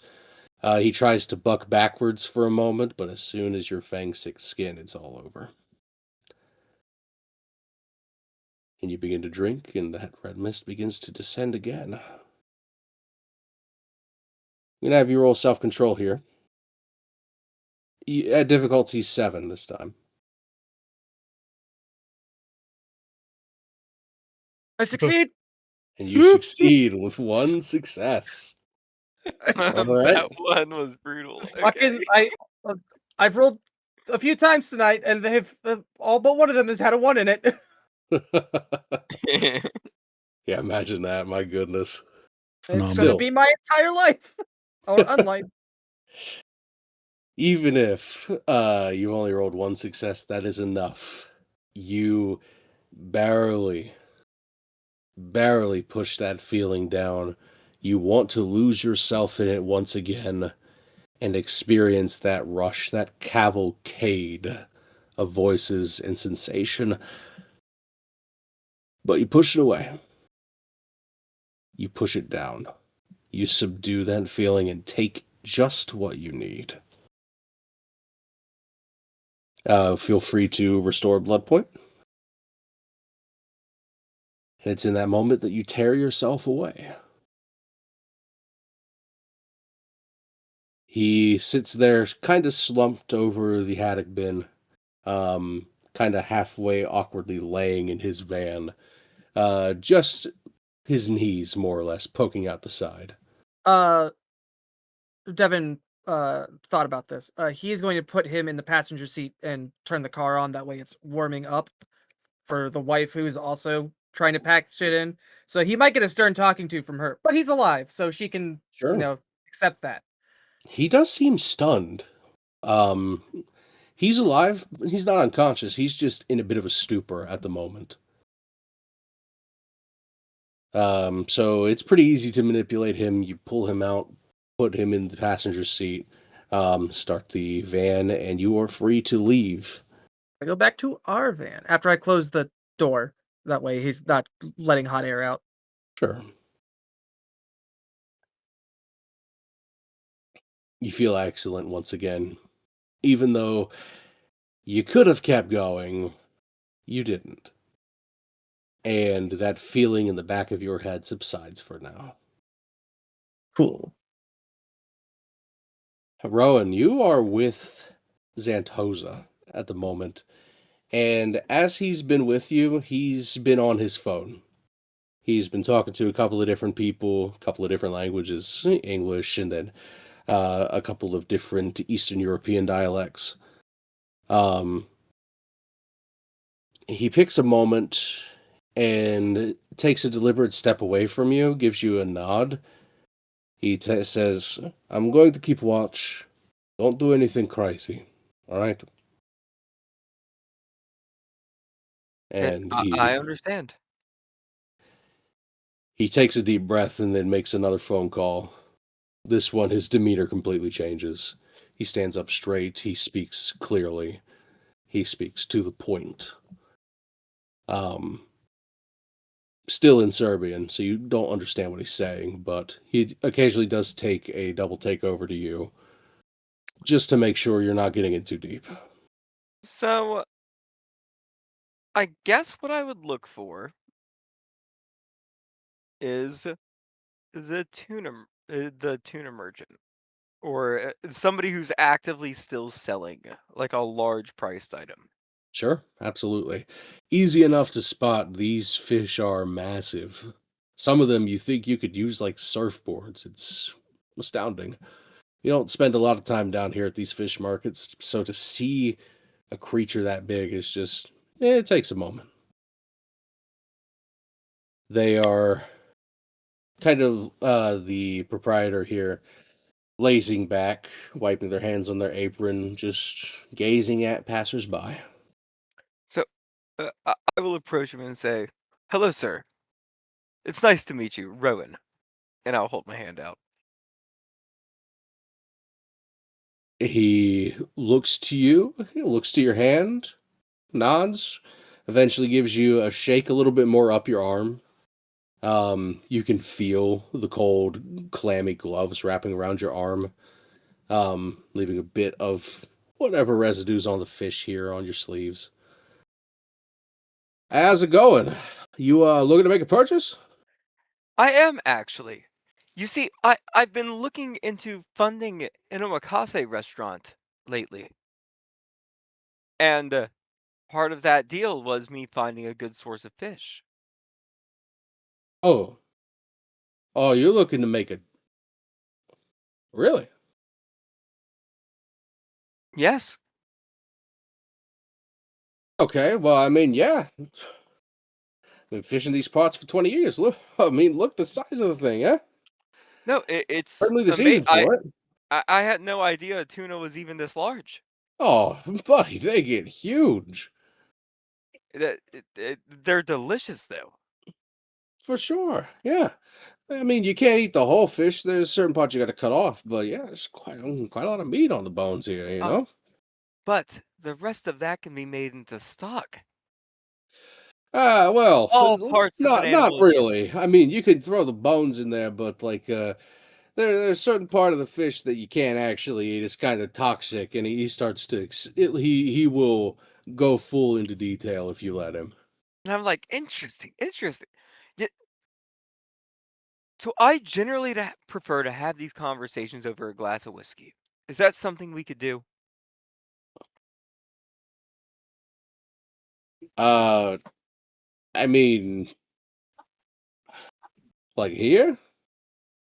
Not here. Can you smell it? Um, I'm sorry, could you repeat that for me? Can you smell this place? Oh, well, I mean, you know, now that you mention it, not really. You start cleaning fish for a long time, you sort of get used to it, going blind to it, so sort of. But do you have someone to watch the stall or? I mean, yeah, I guess if we're gonna talk business, he looks you up and down. You've got a pretty professional demeanor going on, yes? Yeah, so I'm wearing slacks, loafers, like dress socks, button-up shirt, tucked in belt. Like, Okay. Yeah, let's Well, it's definitely going to be a charisma roll, and I would say either expression or etiquette. Let's see how well you can sell yourself.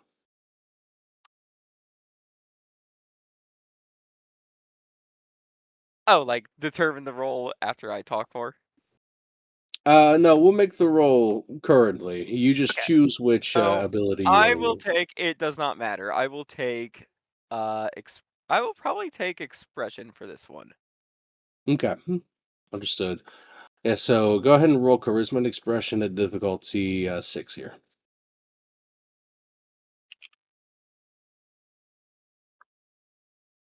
All right.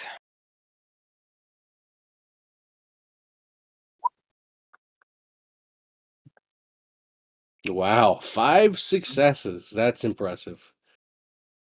Why are we rolling 5 successes tonight? My goodness. Okay. Big numbers must go up. We rolled like shit. Yeah, last session. We got to make up for it. So yeah, as you're discussing this, he seems like he doesn't immediately want to move away, but you're putting on the air of importance. You're here to make a business deal. You are here to get things moving. You're here to negotiate. And he picks up on that energy you're putting out, and as you conduct yourself through the conversation, he grows more and more, let's say, avaricious at the attempt here. He's looking at you and he's seeing dollar signs. So once you lead him on enough, he's like, "Ah, yeah, you know what? Let me ask my buddy here to take to watch over the fish for a moment. We can go grab a drink or something, I guess, down by the docks. It's a little briny, but it doesn't smell like fish all that much, I guess." If you have a place, that sounds fantastic. I'm not very familiar with this area, so I would love a guide. Yeah, sure. Yeah, I know a place actually. You know what? I know a place around the corner we could just walk to. Yeah, does that work for you? That works for me. I mean, it's a hole in the wall, but it's not going to be busy right now. So he starts he gets somebody to watch over his stall and begins to walk out of the market with you. No. And I'll say that's exactly what we need. And at that moment, like from this point on, I'm basically looking for my shot. Sure. You know. Yeah. Eventually, you round a corner and he begins to walk into an alleyway with his eyes set on one of the doors here. You think that's as good a time as any. You spring forward, fangs extended, and that is that. Now, I will also ask you to roll self-control again at difficulty 7. And I can't use willpower on this, right? Correct.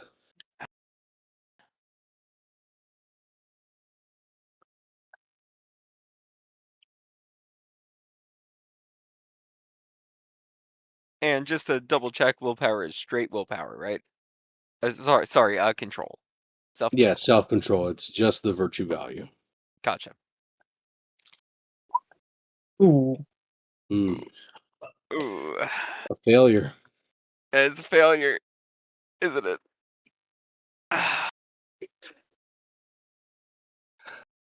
You begin to drink, and you realize that no one's going to be around here immediately. It's pretty quiet outside of the market here. A was right. No one's out right now. So, why not indulge yourself once again? You try to stop it. You realize you need to. But you're not stronger than your desire to just keep going. You fight it for a good few moments and then realize, what's the point? It's just a guy. No one's gonna miss him. Besides, he's fueling something much more important.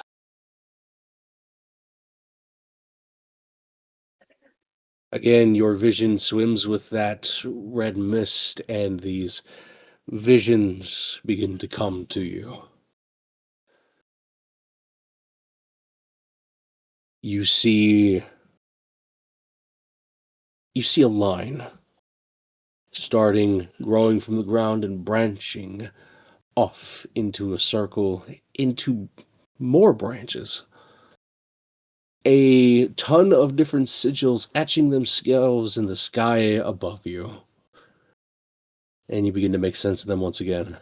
You can see yourself conducting experiments in some of them, doing research in others, growing ever so stronger.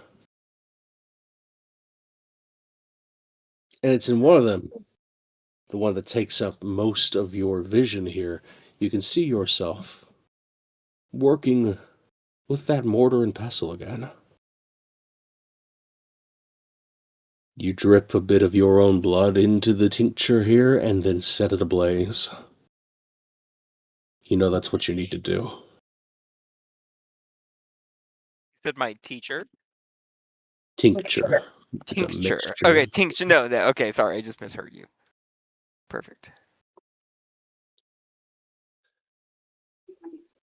And once you realize that's what you need to do, you pull back. And again, the man is slumped in the alley, halfway behind a dumpster, hand still outstretched towards that door. I need you to roll conscience again, as you realize that he is, once again, like the previous victim.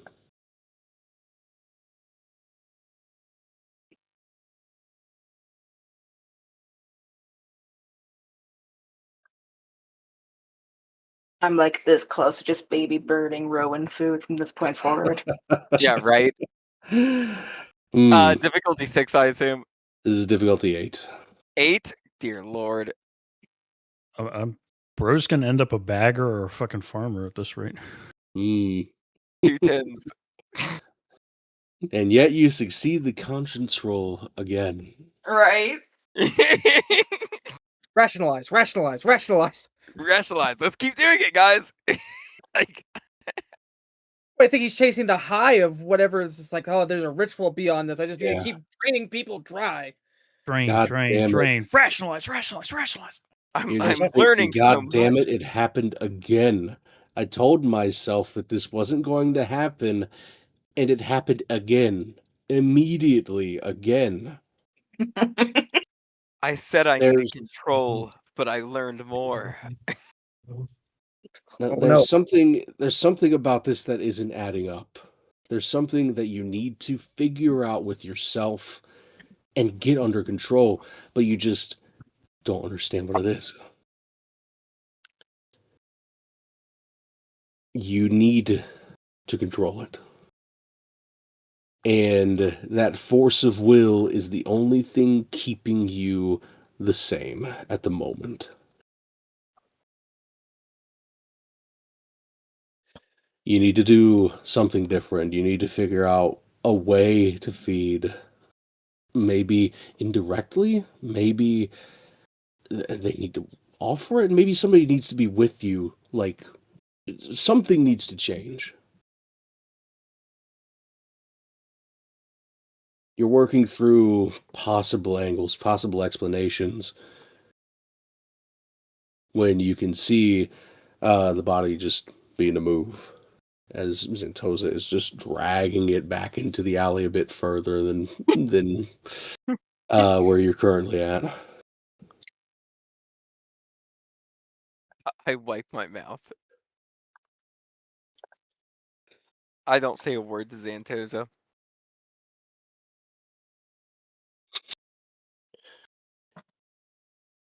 He begins to empty a trash bag that was thrown into this dumpster. Tears that open, begins to loop a bit of the body into it. And as he's working, he just, not looking up at you, begins to speak out loud. You enjoying yourself? Too much. Ah, so I see. Normally this would be the kind of thing I advocate for, not murder per se, but enjoying yourself, indulging. I like to party myself. We'll say this much. But my friend, I need you to understand something. He throws the body into the dumpster, slams it shut, and it just walks towards you, putting a hand on your shoulder and gripping very, very tightly. I would stare him You, directly in the eyes. you are going to get yourself killed. I know. So, what is the problem then? You want to die? I don't I mean, want if you to die. want to die, he reaches into his coat. We can arrange that. It's almost like something takes control. And I've spent the entirety of my adult life maintaining and controlling my mind. And it seems to do nothing here.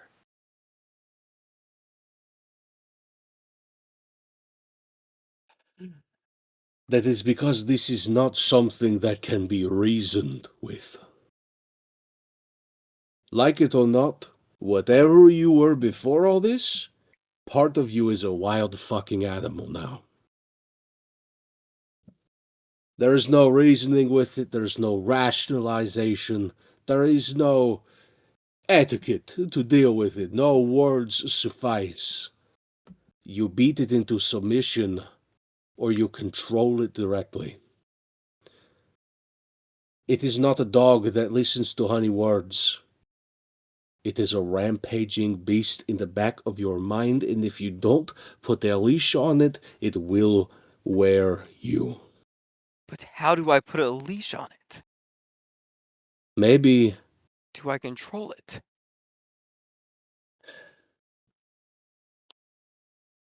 you need to speak to someone who understands how to control a beast. You like to learn, you like to espouse wisdom. I mean, people deal with beasts all the time. Hunters deal with them all the time. I'm not a very good role model, per se.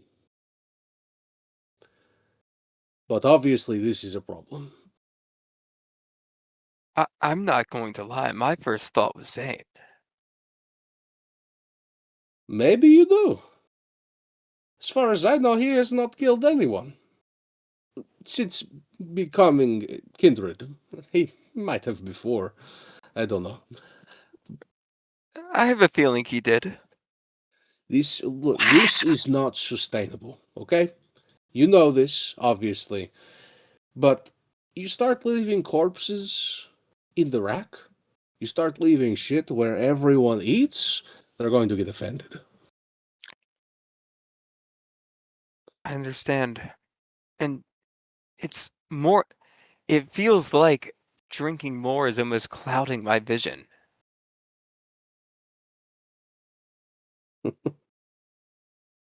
At the very least, my master is going to get a good laugh out of you. It Maybe. sounds like he's going to despise me for a reason I still don't understand. Why so many others despise me. Look, I don't know, okay? Just call it a hunch, a gut feeling. Well, this is not important right now, okay? You have fed, you are full, you do not need to feed anymore, correct? You can at least control yourself walking down the street? Yes, easily.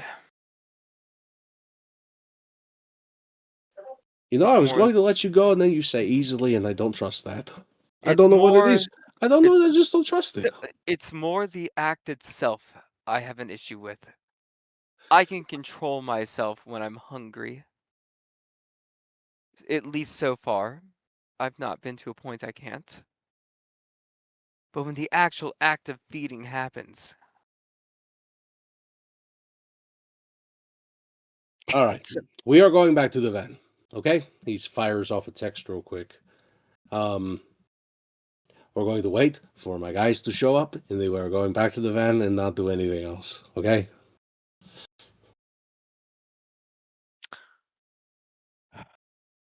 but doesn't an experiment require repetition? Respectfully, as much respect as I can have for you, shut up.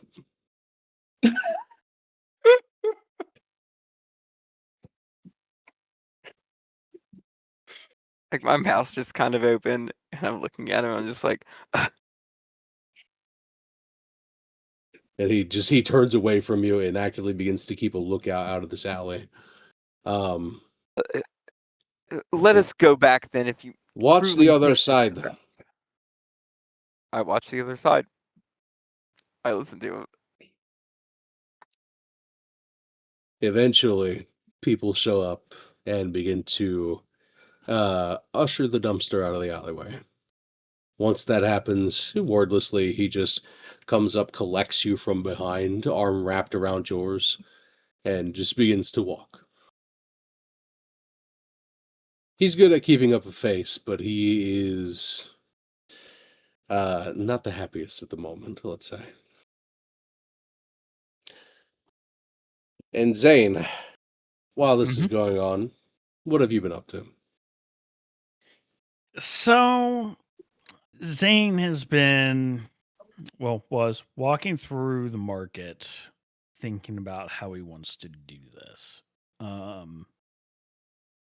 The unfortunate reality of this isn't too different from kind of the things he's done before.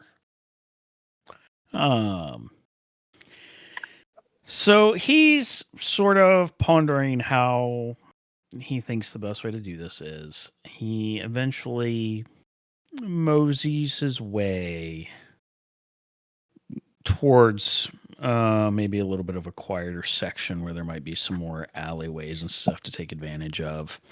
But he's also thinking about that night he was attacked, when all this went tits up, as some would say. Even thinking about the van, the shadows in the mirror, and these other instances, these past couple nights of the shadows.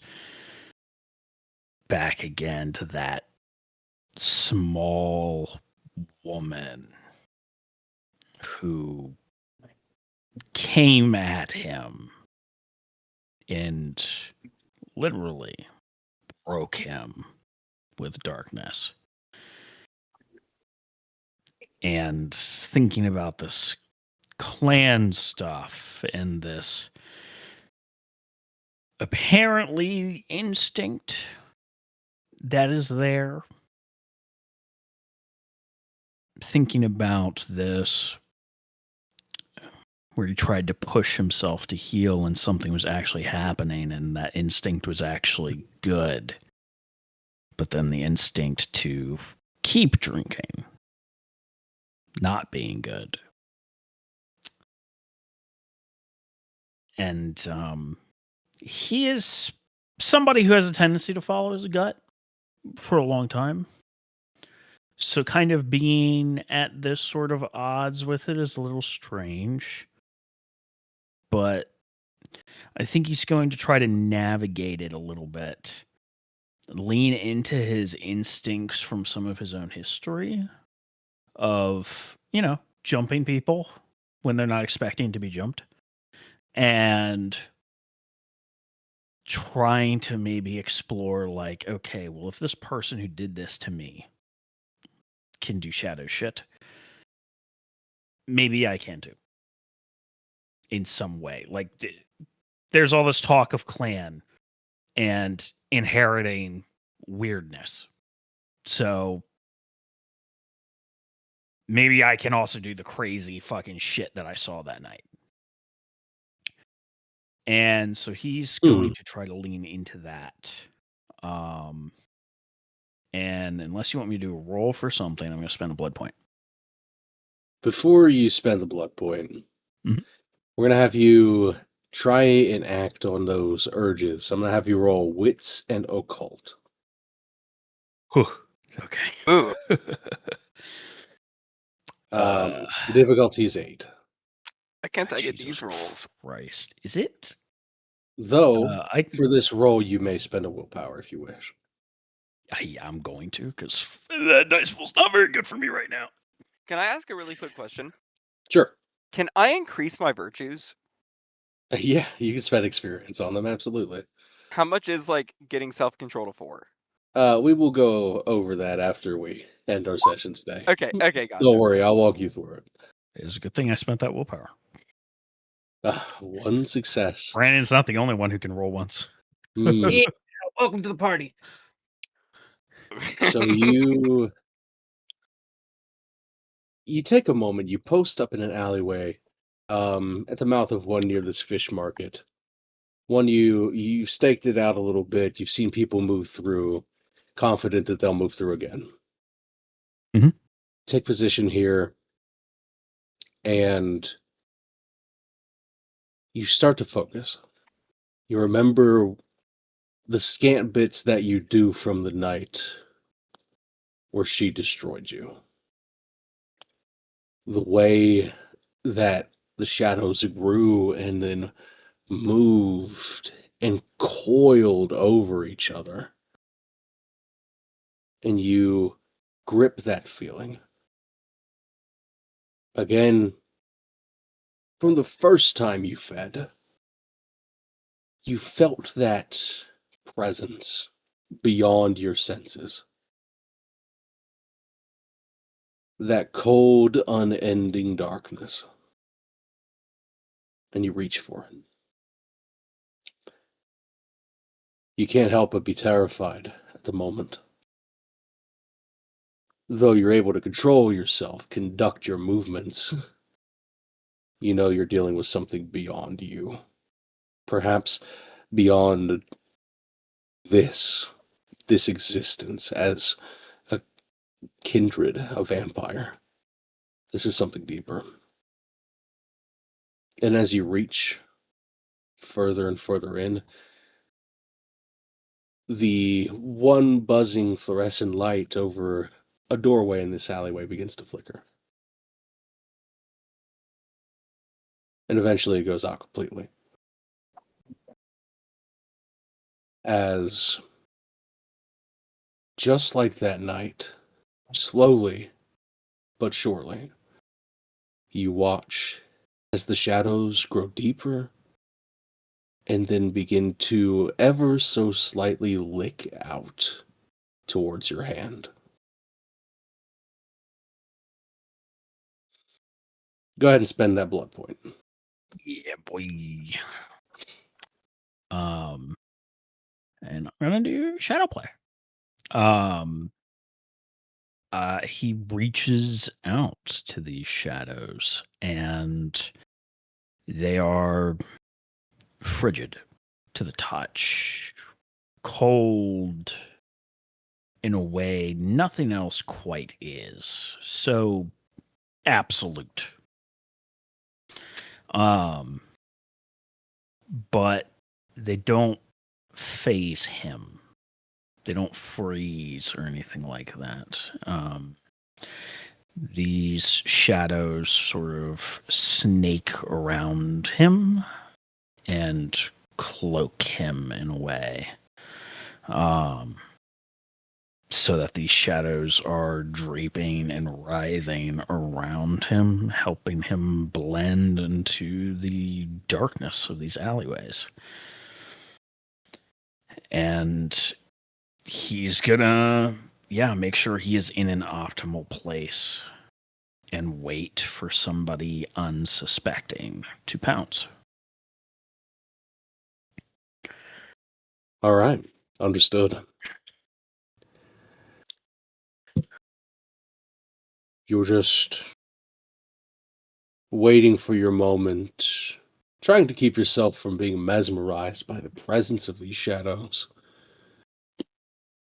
They wrap around your fingers, flowing through your hands like mud almost. They're there, they have a physical presence somewhat. It's hard to explain. As you're dealing with this murky shadow stuff, eventually, a couple of people begin to make their way towards the alley, and one of them says a farewell to the other worker, says he takes off his hat and begins to whistle a bit as he is getting ready to make his way home for the night through this alley. Takes 1, 2, 3 steps maybe into the alleyway before you pounce, and alongside you, the darkness encroaches around him. You think he lets out a scream, but it's very quickly muffled. Even your own senses, you can kind of feel them ebbing away from you, the cold seeping its way in, but it's not enough from keeping Fang from finding Neck.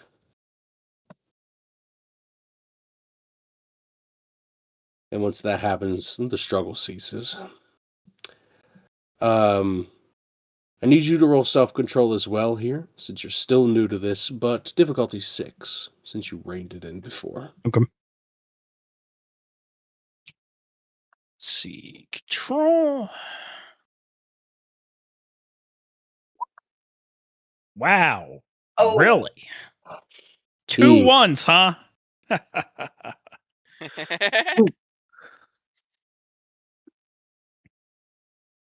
Well,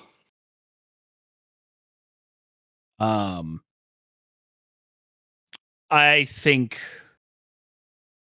he's riding a little high on the moment, realizing that he can do shadow shit. sure. And sure, this wasn't what he expected. You know, he was envisioning something else, but this is otherworldly too. And while maybe it was initially sort of frightening, that abyssal darkness, knowing that it is at his beck and call, I think there's a little bit of a power trip going on here. And relishing in that moment, he kind of stops paying attention.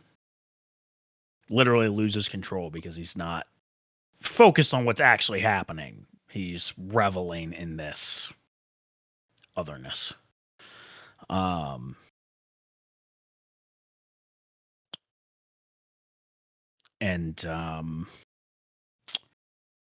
Yeah, he's gonna I think I have to make a conscience here. You do.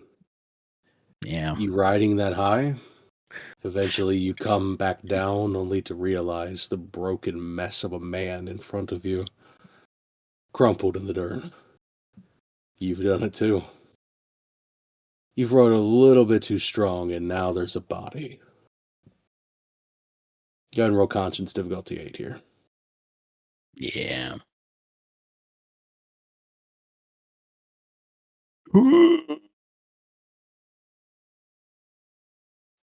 You did it. Yep. 1 success. Cutting it close with these conscience checks. Actually, but scraping by.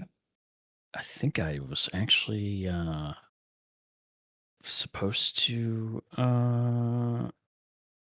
yeah, that's actually 2 successes. Because of a merit. Ah, I see. Yep, I see the one Yeah. you're looking at. Okay. Yep. Absolutely. So, you feel enough. You look for a moment and you feel a slight pang of guilt, but you've done some things in your life, things you're not proud of. You always make it through. Usually, you dealt with them. How would you normally deal with such hardships, when you did something you weren't proud of?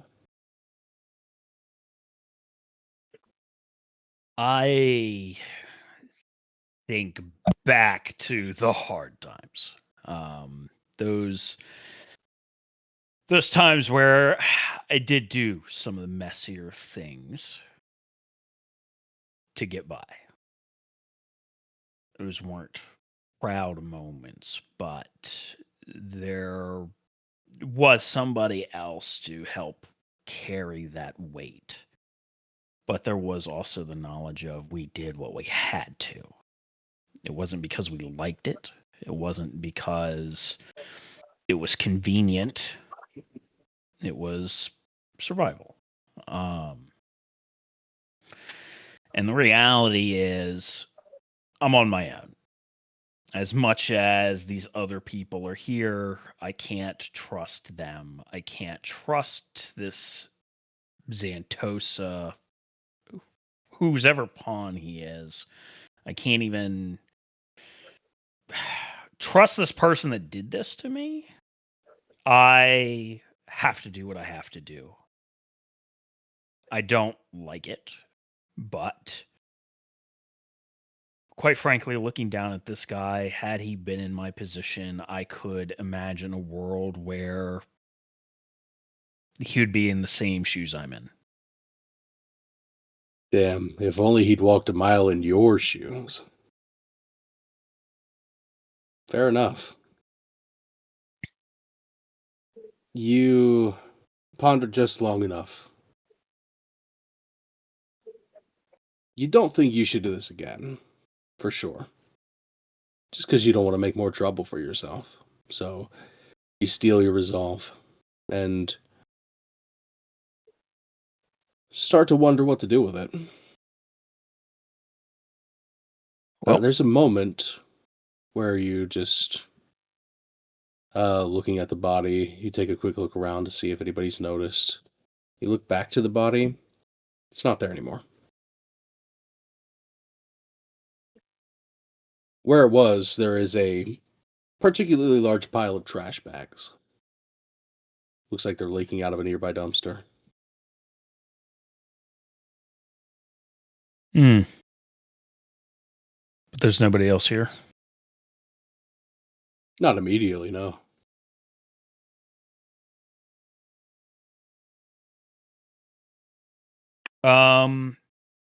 How familiar do you think I would be with this area? With Stobern Wharf? I mean, you've made your way out here a few times. Since the renovations happened a few years ago, it's not really your scene. You stay away a bit. Yeah. But you know well enough. Yeah, is the water close here? Yeah. I'd say maybe about 3/4 of a mile you could make it there.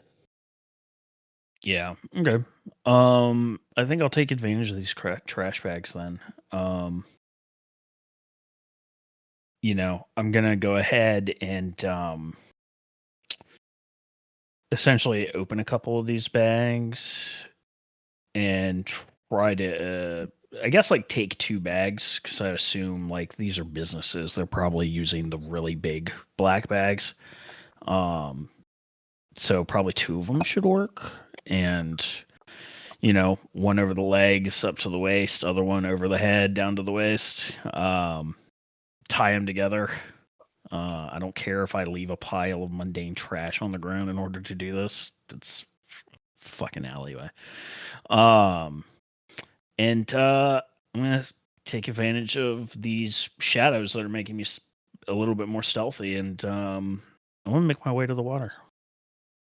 Sure. Yeah, you begin to reach down towards these bags that have appeared, and just similar to what Santos was doing with the other body.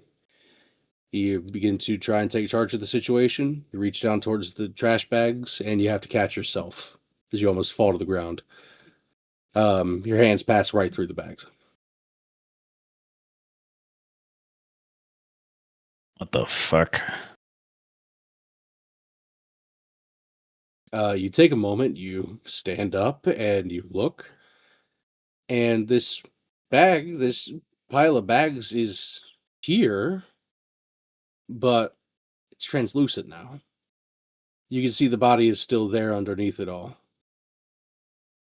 These are just images slapped in front of you.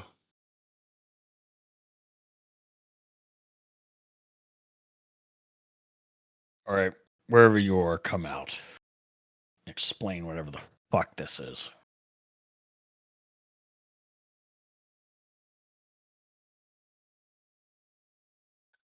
There's a moment where nothing happens, but eventually you hear footsteps rounding about the alley. Same entrance you came in, you can see a figure begin to approach from behind you. He walks up, a bit of confidence. He leans a bit to one side. Scraggly beard, swept back hair, also a bit stringy on top. His face is tough, grizzled, gnarled, as if he's seen some shit. His clothes look like they're out of an 80s movie almost. Tattered jeans, a flannel shirt underneath a leather overcoat, studs lining the shoulders and such. None of it in particularly good repair. Some of it a bit smeared with grime. He puts off a bit of a grimy aura himself. You can kind of feel your skin crawl as he approaches. You said puts he out his looks like cigarette. he's seen some shit. Oh, for sure. You could tell by the eyes. I think like Zane, he still has like the posture of being on edge, but his shoulders do slack just a little bit. Game recognizes game. Okay, this is a guy who's probably walked on my side of the world for a little bit. So, Oh, for sure. I look down at the pile of quote unquote trash. What is this? Some kind of Illusion? Yeah, Yeah. that. Just looking out for you, fish. Fish? Yeah, you're new to this. I could tell. I can take care of myself. Look, it's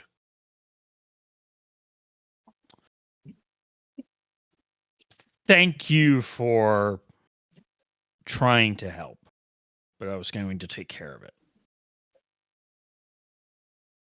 Okay. If you insist, yeah, no problem. He waves the illusion. He waves his hand, and the illusions disappear. It certainly can't stay here, illusions or not. Unless your illusions can cover smell too. Yeah, they 4 can. weeks.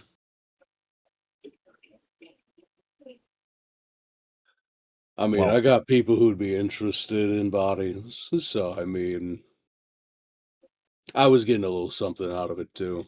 But Really? ah, What kind of people? sick fucks. Normally they go to the morgue for this sort of thing, but I keep an eye out for opportunities. You need some cleaned up, and I can make a profit off it. So let me take them off your hands, unless you insist. I mean, I get it. You got a business card? Nah, got a name though, Rodney. And he puts out his hand. Zane does look at it for a second, like, oh, this is kind of strange. An actual fucking handshake. But then he'll take it, and it's probably stronger than he intends because he is somebody who is like a strong handshake. You have to give a strong handshake, and he doesn't realize he has a dot of potence yet. So Yeah. he probably unintentionally kind of squeezes the shit out of his hand. Oh yeah. Um, He takes your grip too. His hand feels a bit strange, actually. The bone structure underneath his leather gloves is just different. It doesn't feel human. In fact, looking this guy over, he doesn't exactly seem normal. Yeah. Things about him are ever so slightly off the more you stare at him. He doesn't flinch or anything. You do squeeze a bit tightly, but he doesn't seem to care.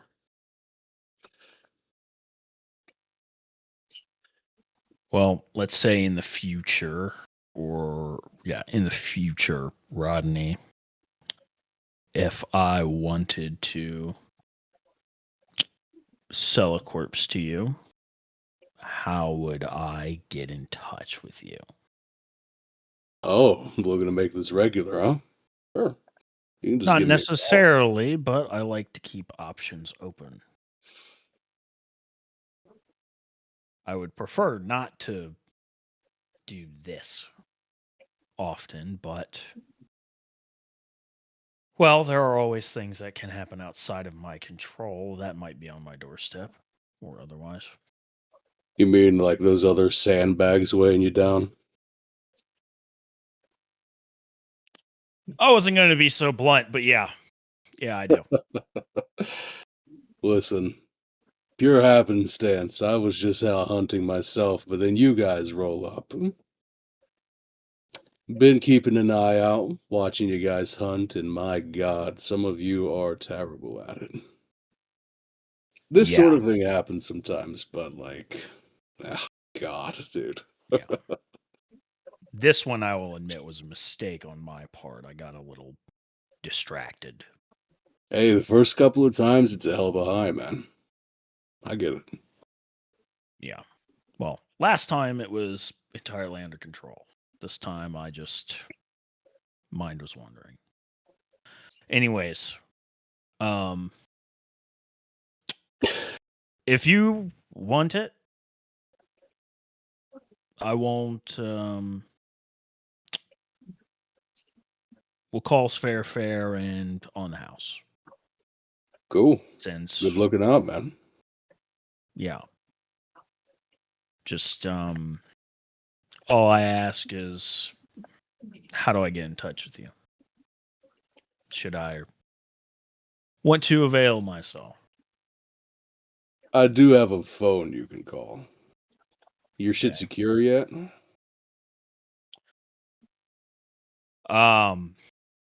We have our own phones, right? You Like they have gave your us own back the phones? phones we had. That's correct. Yeah, you have your own phones, and you Okay. have the burner phones that they gave you in the incinerator. Cool. Yeah. So he'll nod. Yeah. I'm assuming you use like what, an encrypted messaging app or whatever. His eyes kind of light up for a moment. Oh, so you've been around. Yeah, man. You could say that. Cool. So at least you're not a total fucking amateur like some of the fucking... It's a mess sometimes, dude. Just I new to the respect it. things and powers. You know, a lot of this is let's just say a lot of my life experience seems to line up for the resume. Good shit. Could use more competent licks around. Let me send you a message real quick. Sure. Get phone out. Trade details. Yeah, absolutely. You're in contact with Rodney now. Flips his phone closed, puts it away. Appreciate this, man. Yeah. There's a couple people who are interested in you guys. You know, word gets around. If you ever want to link up with people who actually give a damn about, you know, themselves more than anything else, people who know the game, you can give me a call too. Don't have to be just business. I'll tell you who to link up with. I'll keep that in mind. I'm still feeling this out. Who's who and what's Absolutely. what. So don't let nobody play you, because my God, they will try. More than the shit I'm sure you're used to. Oh, probably. Stuff I got up to is, well, all things considered, pretty straightforward when it came to working with people.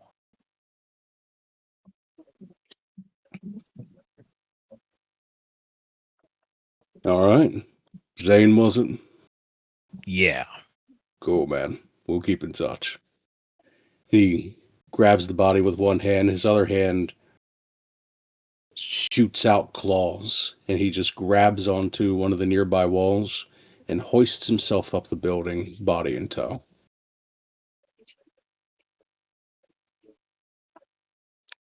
Just take a moment, standing there, kind of finish processing that interaction. Probably be piecing together around this time, like, okay, guy has illusions. His hand felt really fucking weird. Like, did it feel weird in the way, like, it wasn't, like, matching what it looked like?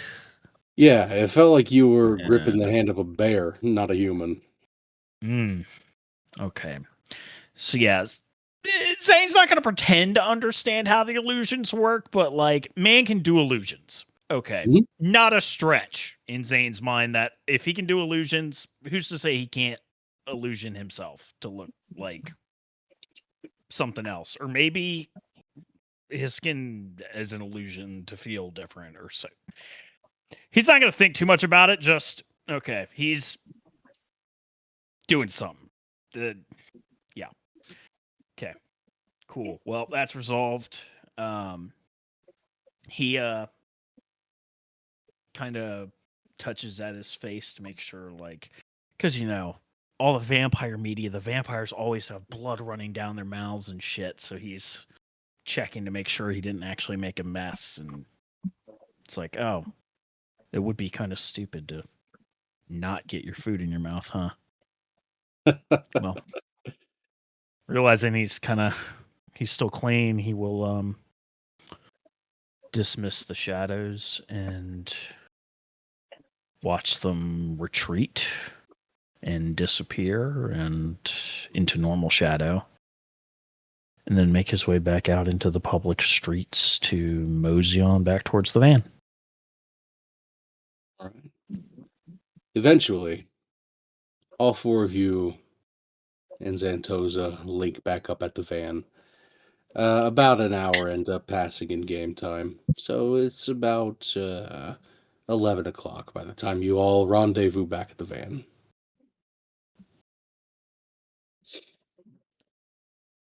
How does everyone look? How's everyone carrying themselves? Good question. Luca's kind of grumpy looking, but that's about it.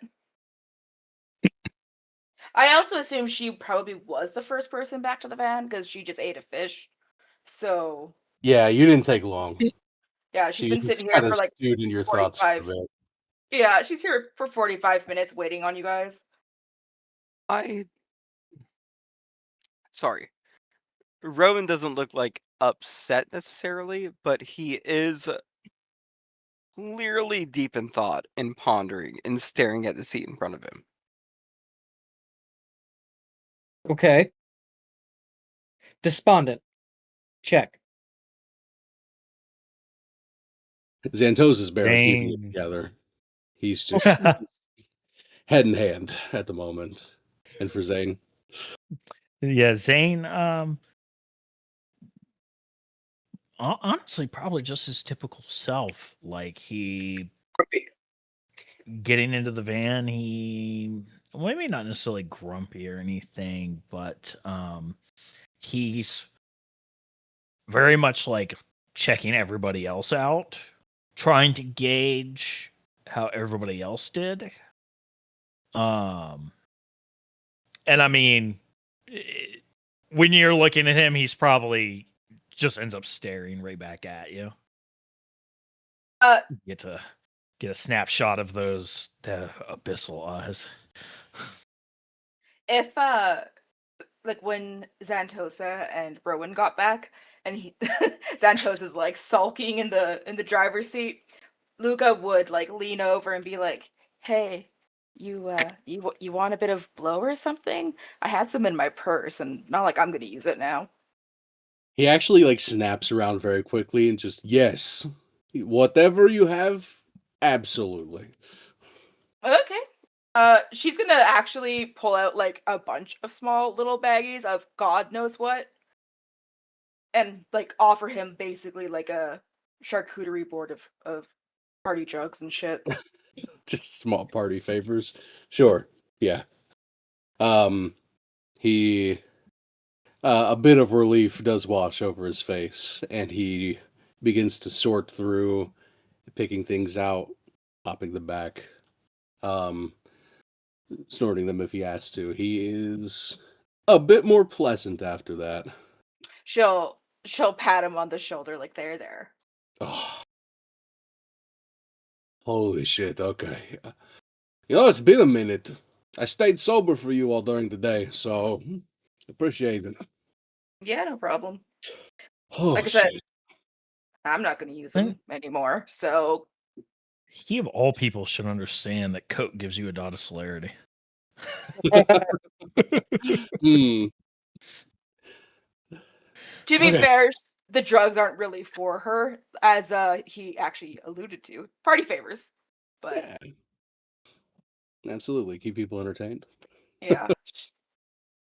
She's really Okay. sober. All right.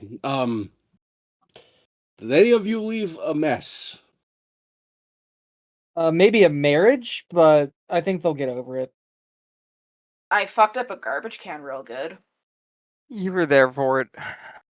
Very impressive. Why'd you fuck up a garbage can? Cause eel tastes like shit. Noted. I mean, yeah, for sure. I mean, I could have told you that. They told us last night that animals taste bad. I Why would know, you- but look, I didn't want to risk hunting here where I'm not familiar enough, so I just got an eel. And then you had a crash out. I guess. I don't know. I just got really fucking pissed off about it. It's good that Okay. that one of you did this, so you understand not to do it again, right? Thanks for taking Check. that bullet. Destroying garbage cans? No, the animals thing. None of Oh, them. It's never good, from what I understand. Even if it's alive and healthy and dancing around, it's just not the same. right. But it Okay. works. Yeah, I do feel full. It did in fact work. I just had to take out my anger.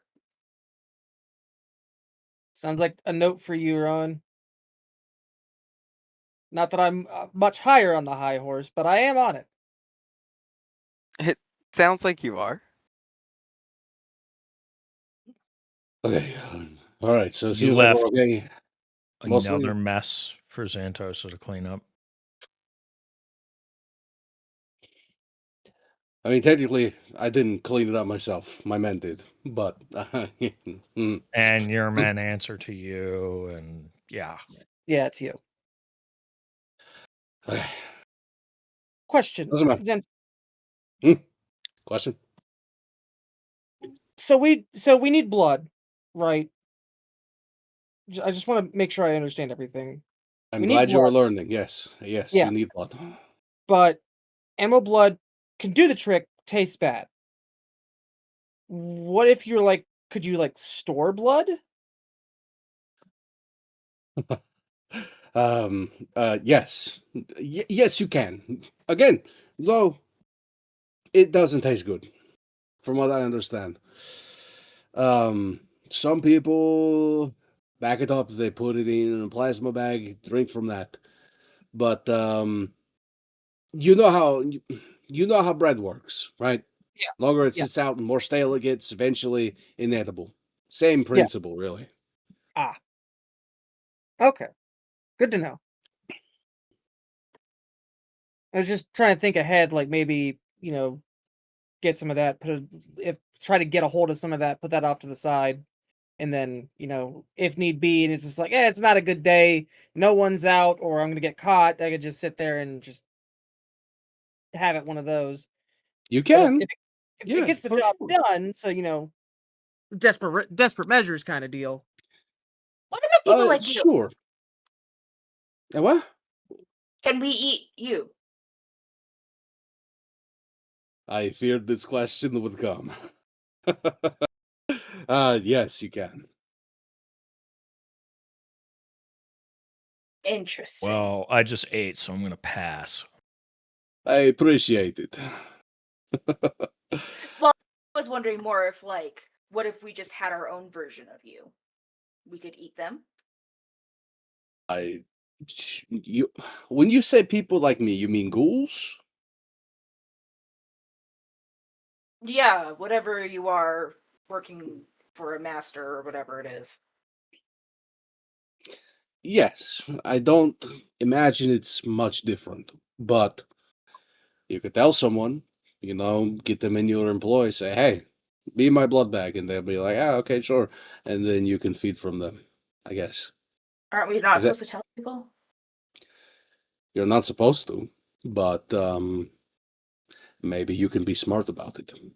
I see. Santos, sorry to jump in here. I strange inclination. I've heard you say that you were a ghoul before, but at one point in time, like I had, again, that I've said it out loud. I'll say it again. I hear things off and on. Um, I was around you at one point, and like the phrase half breed came up. What is that about? Is that another like derogatory name for ghouls? Like, I don't want to. Yeah, I want to know the context of it. That way, I don't, say it and look like an asshole or act like an asshole. You see Dude, his jaw sets and it clenches a bit. And he looks back to you. Wait, no, wait. Let me say something real quick. And she's gonna put her arm on his arm. You probably shouldn't say that, like, anyways. Even outside of this kindred shit. That's like really offensive. Sounds like a race thing. and that's what I thought It does maybe, seem like it. but like there's a bunch of shit that I assume that doesn't work here, and there's things that you would assume that does work. So I just want to know. Who did you hear this from? Again, the things bouncing around in my head since I first fed it's loud and discordant.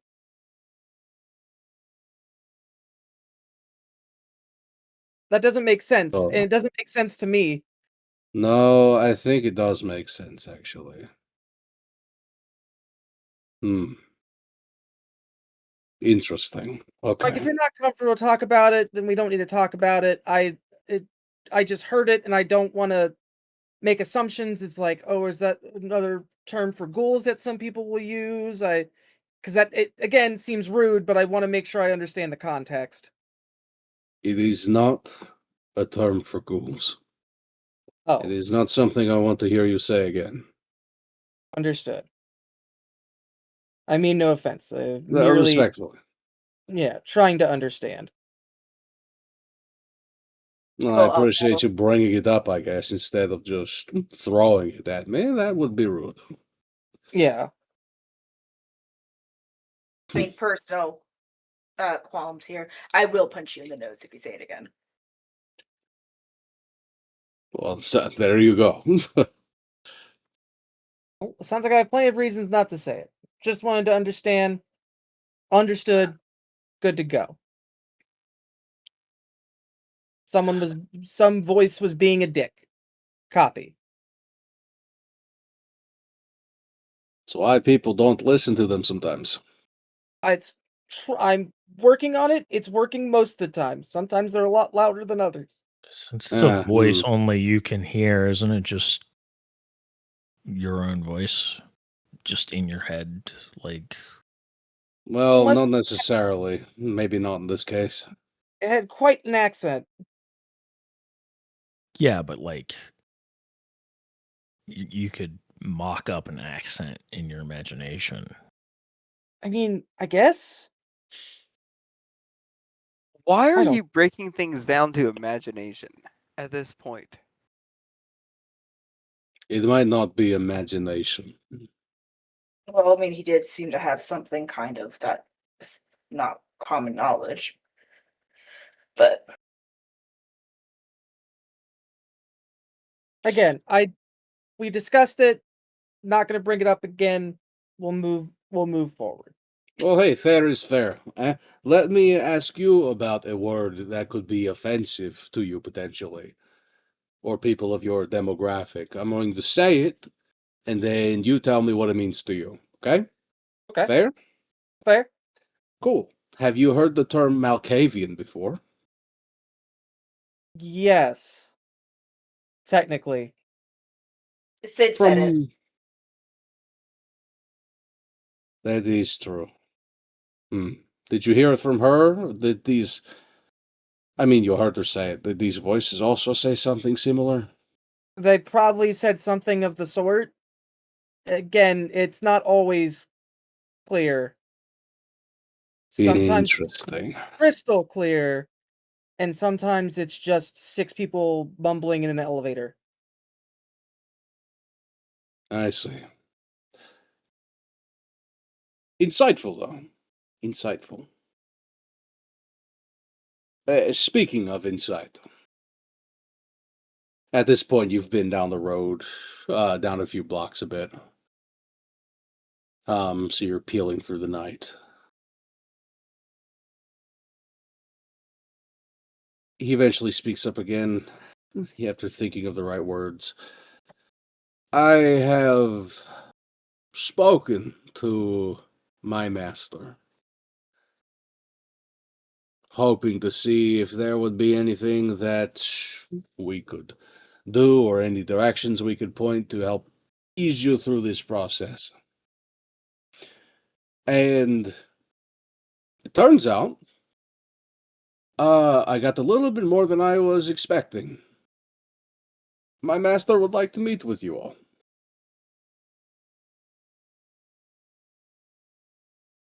Stare daggers When? at Rowan. Really, all of us? Yes.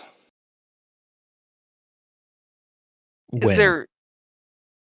Whenever is convenient. But, I don't like to keep him waiting, so we could go there right now, really. Sounds good to me. I have nothing else to do. I'm However, fine with that. he did make it clear that he is expecting an offering. Not from all of you, from one of you. What do you mean by an offering? Who? Now, understand that my master is quite a bit more insightful than I am. I am just here to make sure that you do not die as best as I can. But if you are looking for insight into the vampiric condition, then I would not direct you to anyone else except this man. But his price is his price, and there is no negotiation. Well, what's the price? What does he want? From you, he points at Rowan. He is expecting your hands.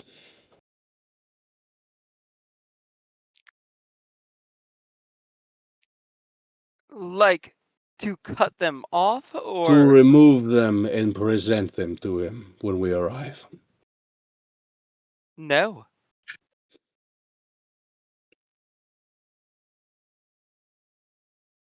All right, hold him down. We convince him to take his tongue. Like, is that on the table? Oh, that'd be glorious. He goes to say something, thinks for a moment, pulls out his phone, makes a phone call. Rowan, we literally grew a hole in our chest back. Couldn't you just do the same with your hands? I don't know. Like, Actually, I would assume so. can I Hey, just grow that's- my hands back? sounds like an experiment worth trying, am I right? No, I'm asking Mr. Z. See what he says. Mr. Z. He's currently talking on the phone at the moment, but he does nod as he's speaking. Why does he want my hands? He's on the phone. He can't tell you. I'm asking all of you. Maybe Why he would has he a want hunger my only hands? hands can satisfy. Old memes? Unexpected? Damn it. Oh, that was Look, we funny. all have our hobbies, okay? Don't judge me. Solidly judged. Listen, Rowan. All right, well, This is our chance for answers. Clear cut answers. And it's for a mild inconvenience on your part, realistically. Also, I think he might have something against either you or, like, wherever you're from. So, maybe just give him your hands and then just stay quiet. So you don't, piss him off and he asks for more. Because he is the one with all the information. That's a lot of leverage. And right now the price is just your hands. Wait, so out of game, I can grow hands back, right?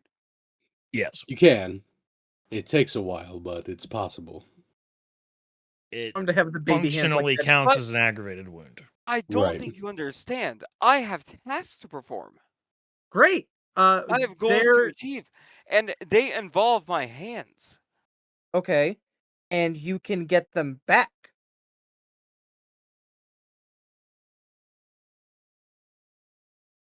You're going to be inconvenienced for like what, a night? I'll hold your sippy cup for you. Honestly, might be better that way. He's not wrong. Wow. There's a look of surprise I'm on Santos's both face. glad you Um, agreed with me and hate it. Thanks. Yeah. Awesome. There's a I- look of surprise on Santos's face, and he looks back to you, and then back to the road, and he puts the phone on speaker. I assume that you can hear me. Yes. Yes. Who are you? Oh my god. I am a man who does not like to be trifled with, and I do not trust you as far as I can throw you. Why? From the bit that I have gathered, it is all I need to understand that you are filth. So, you want to understand? You will entertain me. Otherwise, you can figure it out on your own. Now take me off a speaker. I have made myself clear. And Zantosa pulls the phone back, says a couple more words, and then hangs up.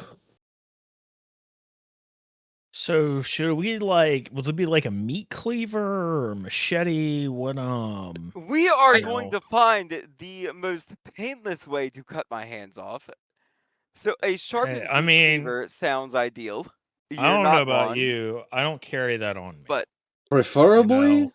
I mean, my master would do it himself. Preferably.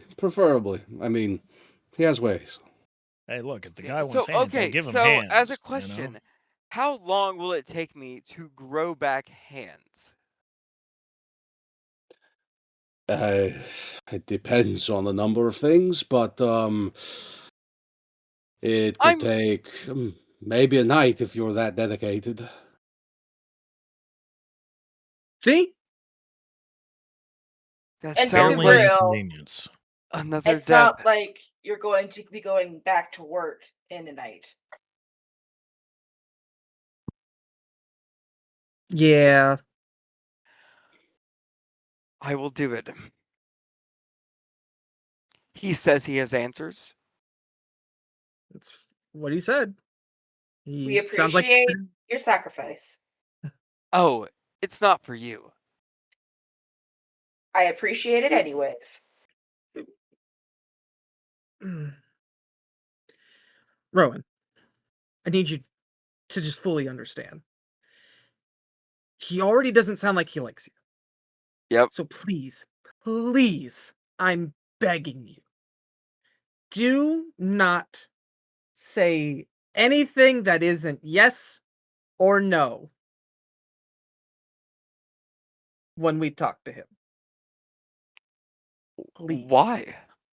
Because he's starting with your hands. If you piss him off, which you didn't even get a chance to speak to him, it already sounds like he doesn't like you, he might ask for more. So do you want a night of no hands, or do you want weeks with no arms and legs?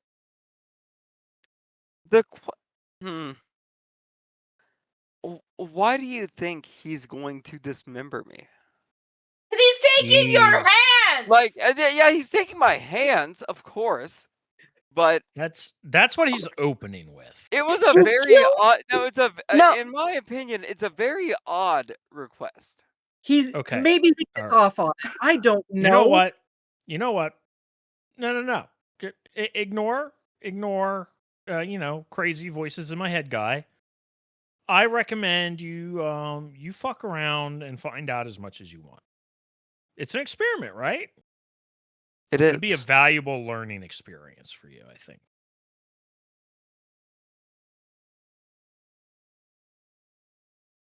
Rowan, it's at this point that you feel a chill and a presence.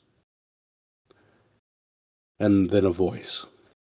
What the fuck? Okay. There will always be those who seek to denigrate you, for they fear the power that your blood holds, child.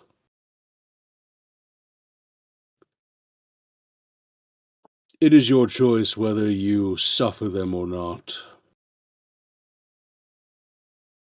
I have seen at least enough to know that the words that this fiend hold are true. If you deem the price to be worth it, then take it. If it is too much of an injury to your pride, then do not. Do not let those around you drag you down. Do I recognize the voice? Not at all. Not at all. Okay. Everyone out here hearing voices but me. So I guess in my head I would say, like, who are you? I hear voices. I will reveal myself in time. I have chosen now to make my presence known.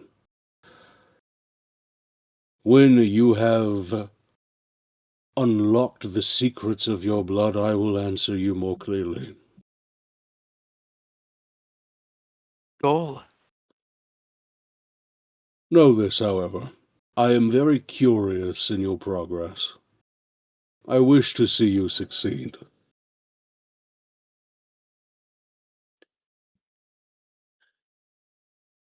Thank you. They are fearful of what you can conjure. It seems like they're afraid of me for something I don't understand. Or not You even will. afraid. They're angry. You They will hate in time. We have many enemies. It is nothing new. A bit of denigration and a bit of spite is more than enough than we can handle in exchange for the power that we possess. Conduct yourself as you will. There is no other way. Hmm. We will speak again. And after that, the presence fades. So that was the longest Rowan's been quiet. Right? Yes. I mean, he Well, does have he a lot did- to consider. I mean, He did sleep during the day, so there was that. I will not sacrifice my hand. Oh my god. Good Look, lord. man, you want answers? Give him the hands. I was given answers just now. Oh, for fuck's sake. By Hey, what? Santosa, can you... I know there are spots around here. We could just wrap this up. Like real talk. So I want are you saying the only way he will speak with us is with my hands on That's the what table? he said.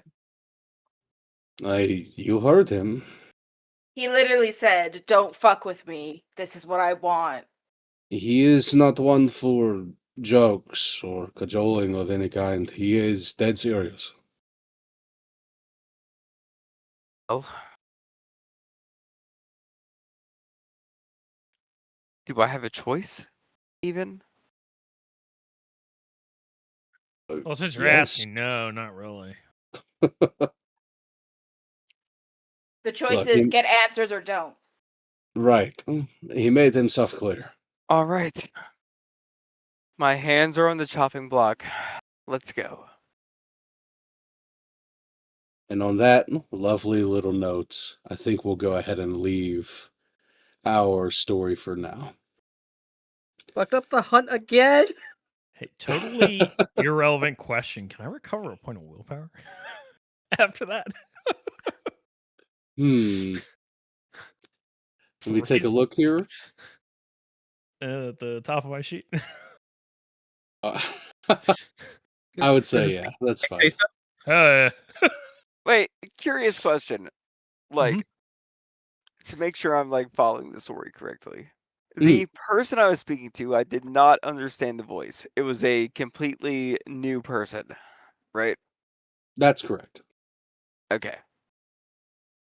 Or at least you didn't recognize their voice in that instance. But yeah, for you, it was just like, okay, someone just showed up in my mind and told me to sacrifice my hands or don't, but make your own decision. It's like, okay, sure. We're so dead. Well, I don't plan on dying.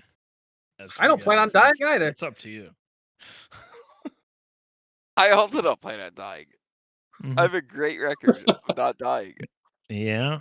Your hands, though, on the other hand.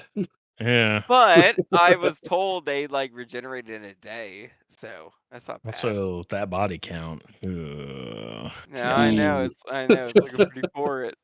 But humanity count's looking peak. Oh man. We'll So see about that. we reach the end of another chapter of Katalla by Night.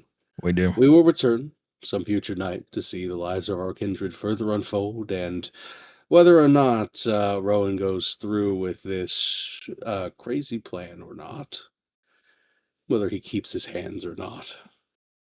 This has been another episode of Actual Play Broadcast. If you've enjoyed what you've listened to, we don't ask for much.